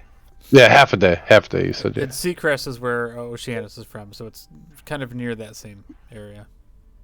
So you guys want to? Is that how you want to do it? Seacrest, Lighthouse, Candlekeep, Carrington, Liara? I think we should do the Lighthouse ASAP, and then deal with Saltmarsh, and then on our way down, do the Seacrest Candlekeep. Alright, so head back home, deal with the bullshit, essentially. Oh, Golden Fortune's still on the map. Lighthouse. It's not sunk. We were lied to. No, it's just where it's still sunk. You can go check out the wreckage. the rest. Lies. It's still there. But he's already gone back to get what gold was left. Yeah, he paid these fish people to get in there and bring the gold up for him. Alright, so yeah. Lighthouse, Seacrest, Waterdeep, or not Waterdeep, but Candlekeep, Carrington, murder Joy Sword, steal a ship. The Meglar stepdaddy's head on a pole. What could go And wrong? then, yeah. God damn. This shit just keeps getting more and more complicated. Every time we like knock a step off the list, we add like 3 more. Well, if you guys didn't mess with the mob, I mean, this, consequences. True. Yeah, I thought that was gonna go a lot better. I mean, it could have gone a lot worse. Yeah, let's say it could have went a lot worse. He just, Meglar just wanted his gold back. Yeah. Yeah, It's all fucking Meglar's Meglar's fault. fucking No. Meglar. They had the Trident piece, so like, That's true. You know. It's true. You did get something out of it. that's why we went there in the first place. It was just Meglar's gold. We could have handled that later. Like that's what we needed. And That's in, what we in got. a roundabout way, the mob helped you out. They took out Govac for you. Go back, yeah. Yeah. So it's one less pseudo worry to worry about. And luckily, it's a pirate ship he wants as a steal and not just, Yeah. some dude. Yeah, but now we're fucked with the Butcher. That's I probably know. fine. He's not going to care. Butcher's ship is insane, if you do recall. I do recall. I want it. It was good. Yeah, I remember. It was gonna come to blows with him eventually. It's just a matter of how and when. Well, Well, let's hopefully- just hope we have the King's Armada helping us. We may want to send word to aid us in escorting us back. Or figure Yeah. something out to where we have help. So you or do we're remember you guys told the king about the sanctuary of Black Sands, and the king instantly sent the flagship out to Captain Jenner in the flagship to go investigate that. I swear, if it comes back with a black flag, I'm gonna be so pissed. Did we send the heroes out also? Who are the heroes for? The heroes are out looking. They're kind of scouting out the area of the Sahaugen lair. Oh, got it. If they even come back, because they're punk asses. Oh, we never did check on that. Didn't we want to talk to the lizard folk rep for some reason? Yeah, we did at some point because they had Sahaugen attacks happen to them. I thought there was a reason we wanted to talk to him, though. I can't remember. I definitely wrote it down. I saw it. But we're heading back to Saltmarsh anyway, so as long as they didn't kick him out of town. Oh, they left town. They're back at their house. God damn it. Queen of the Lizard Folks has to show her we are friends. If we did that, she already trusted us. Oh, so we already did that. Yeah, that was a while ago. I didn't know if there was something else you needed. No. Yeah. I just, for some reason, I thought there was a reason we wanted to talk to him again. But I could be just pulling shit out of my ass. Yeah, I don't know. At one point, we were gonna check in on him, and then we came back and it's like, oh, he went back home. It's like, all right, cool, everything's fine. But we just basically want to make sure he was in town, like everything was still cool. Yeah, so as far as you guys remember, that they're still, allies and ready to fight the Sahaugen with, when you guys come to that point. So that's also one of the side things that are going on too. The Sahaugen threat kind of, in the distance. Gotcha. But yeah, so we're gonna assume that you guys make your way back to Saltmarsh and make your way back to the house, spend the night, where we'll pick up next time. Before you guys head out to the lighthouse and stuff, and obviously you guys are gonna pick up all your stuff probably in the morning from the. Are we going to deal with the pirates in town first? Or are we going to head to the lighthouse first? Well, we have to lighthouse to bring proof that this douchebag's fucking up. right, because we don't know if we're gonna end up fighting 2 pirate ships or just the one. So I'd like to know for certain if what's his face is like. You might be forced to act against him if you call him out in front of everyone.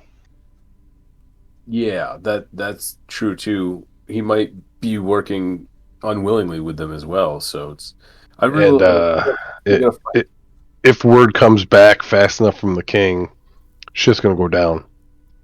yeah, we gotta find out what the hell is going on with him first, and then we'll figure out how to act. Because right now we just don't have enough information to go on, and if we just make a snap judgment, it could just backfire. I mean, like the Golden Fortune. Yeah, we may need proof that he's a dickhead. So Yeah, exactly. That's So we'll get some that's papers, fine. dig up some dirt, see if there's like a hostage situation we don't know about or some bullshit going on. I mean, even if we just have proof that he's working with the pirates, is all we really need. Because Yeah, good enough. then the king will fucking immediately be like, "Oh, this asshole is a pirate." Right. As far as you guys know, you've heard it from two different sides now, both from the mob that he's working with the pirates, and from Leander the king. The Kingsguard is kind of assume that they're working with the pirates. So, but you don't have any hard evidence. And we just have that he's hanging out with the Guardians on a ship. You know what I mean? Listen, I'm all down for like fireballing a ship, but like I want to make sure we do it properly. Dude, we got 3 fireballs. 3 fireball that shit. At least 3. How many fireballs you got, Stallers? Nautilus has a lot of fireballs. Burn the mother trucker. But and I'll throw some couple kegs of my booze on it so it just explodes. But you guys are all talking about murdering Meglar's friend in front of him. Oh, what's up, Meglar? Meglar just ignores everything Vassen says. At some point, or quits. Bounce. Get off the page. Real quick, actually, if you wouldn't mind, Vitoris, do you still have those blue glowing things? We're going to see what effect those may or may not have. Maybe. Where are we? We're at the house. Don't check them at the house. Well, listen, there's a massive field out back. We can either take them out there, or we can just we'll set one off. I say set one off. Are you talking about the canisters? The magic canisters. I'm assuming things are going to explode, but I don't know if they actually will or not. And also, while we're out to sea, might not be a bad spot to we'll just stop by the island that we were just on the other day that I forgot the name of. Island of the Abbey. Yeah, the Isle of the Abbey. There's nobody there. We'll just fucking set one off at the Isle of the Abbey, see what happens. See if anything happens. It may be nothing, and they may just bunch of necromancer motherfuckers there. Just gonna throw a bomb over on this place. Yeah, cool. It may be a bomb. It may just be some leaky blue fluid comes out. I don't know, but I would like to know. I need a BRB a sec. If we go to Candlekeep, they may know what it is. That's true. Without blowing. You might not want to waste it. Yeah, we have 5. If it's something valuable. Well, I mean, it's got to be valuable. The fucking it's for Butternuts was selling it. I have a few canisters. Wait, who was selling it? Copperlocks. I think the dwarves were using. Isn't that how they were making their magic items? So we got. No. I think you're confusing the blue gems with the canisters of stolen energy that the vampires were harnessing from people, transporting it somewhere. Yeah, so we have one of those from when we rescued Vitoris, and then we picked up some in the convoy that when the guy turned into a vampire to attack us. But the blue crystals is what Copperlocks was mining. Oh yeah, I don't give a shit about That's what I think. That's kind of what I'm getting confused with. They're different things. Yeah. I think I got a few of them. I think I got one of them from when I got taken by the vampire, and the rest of them were in the shipment that we ambushed for Govek. Yeah. And that guy ended up being a vampire, the lead driver, and he attacked us, and we killed him, and we took his glowing things. And oh, cool! I'm going through my list of shit I have. I have a solid gold rib from the second thing I ever killed. That's the amazing. only thing you've ever killed. No, he actually hit. No, he kicked the dinosaur in quicksand once. So he just loots. He hits like a truck when nobody's looking.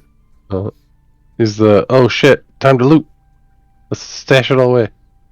chipmunk it. Do you know how many of those canisters you have, though? I know exactly how many canisters I have. Nice. Because I was just guessing. Also, when we get back to the house, I'm gonna like everybody gets a dagger. You get a dagger. You get a dagger. Anybody wants like 5 daggers? Take like 5 daggers. To us? Yes. To anybody that wants one. Did we get back in time to pick up our stuff from the leather worker? Or no? Take a dagger. I mean, we didn't even do the meeting until like midnight, so. Yeah, so like I said, but like when we pick up next time, that's what you guys do. We'll go over the housekeeping stuff, and picking up all your loot that you bought and stuff, and before you guys head out.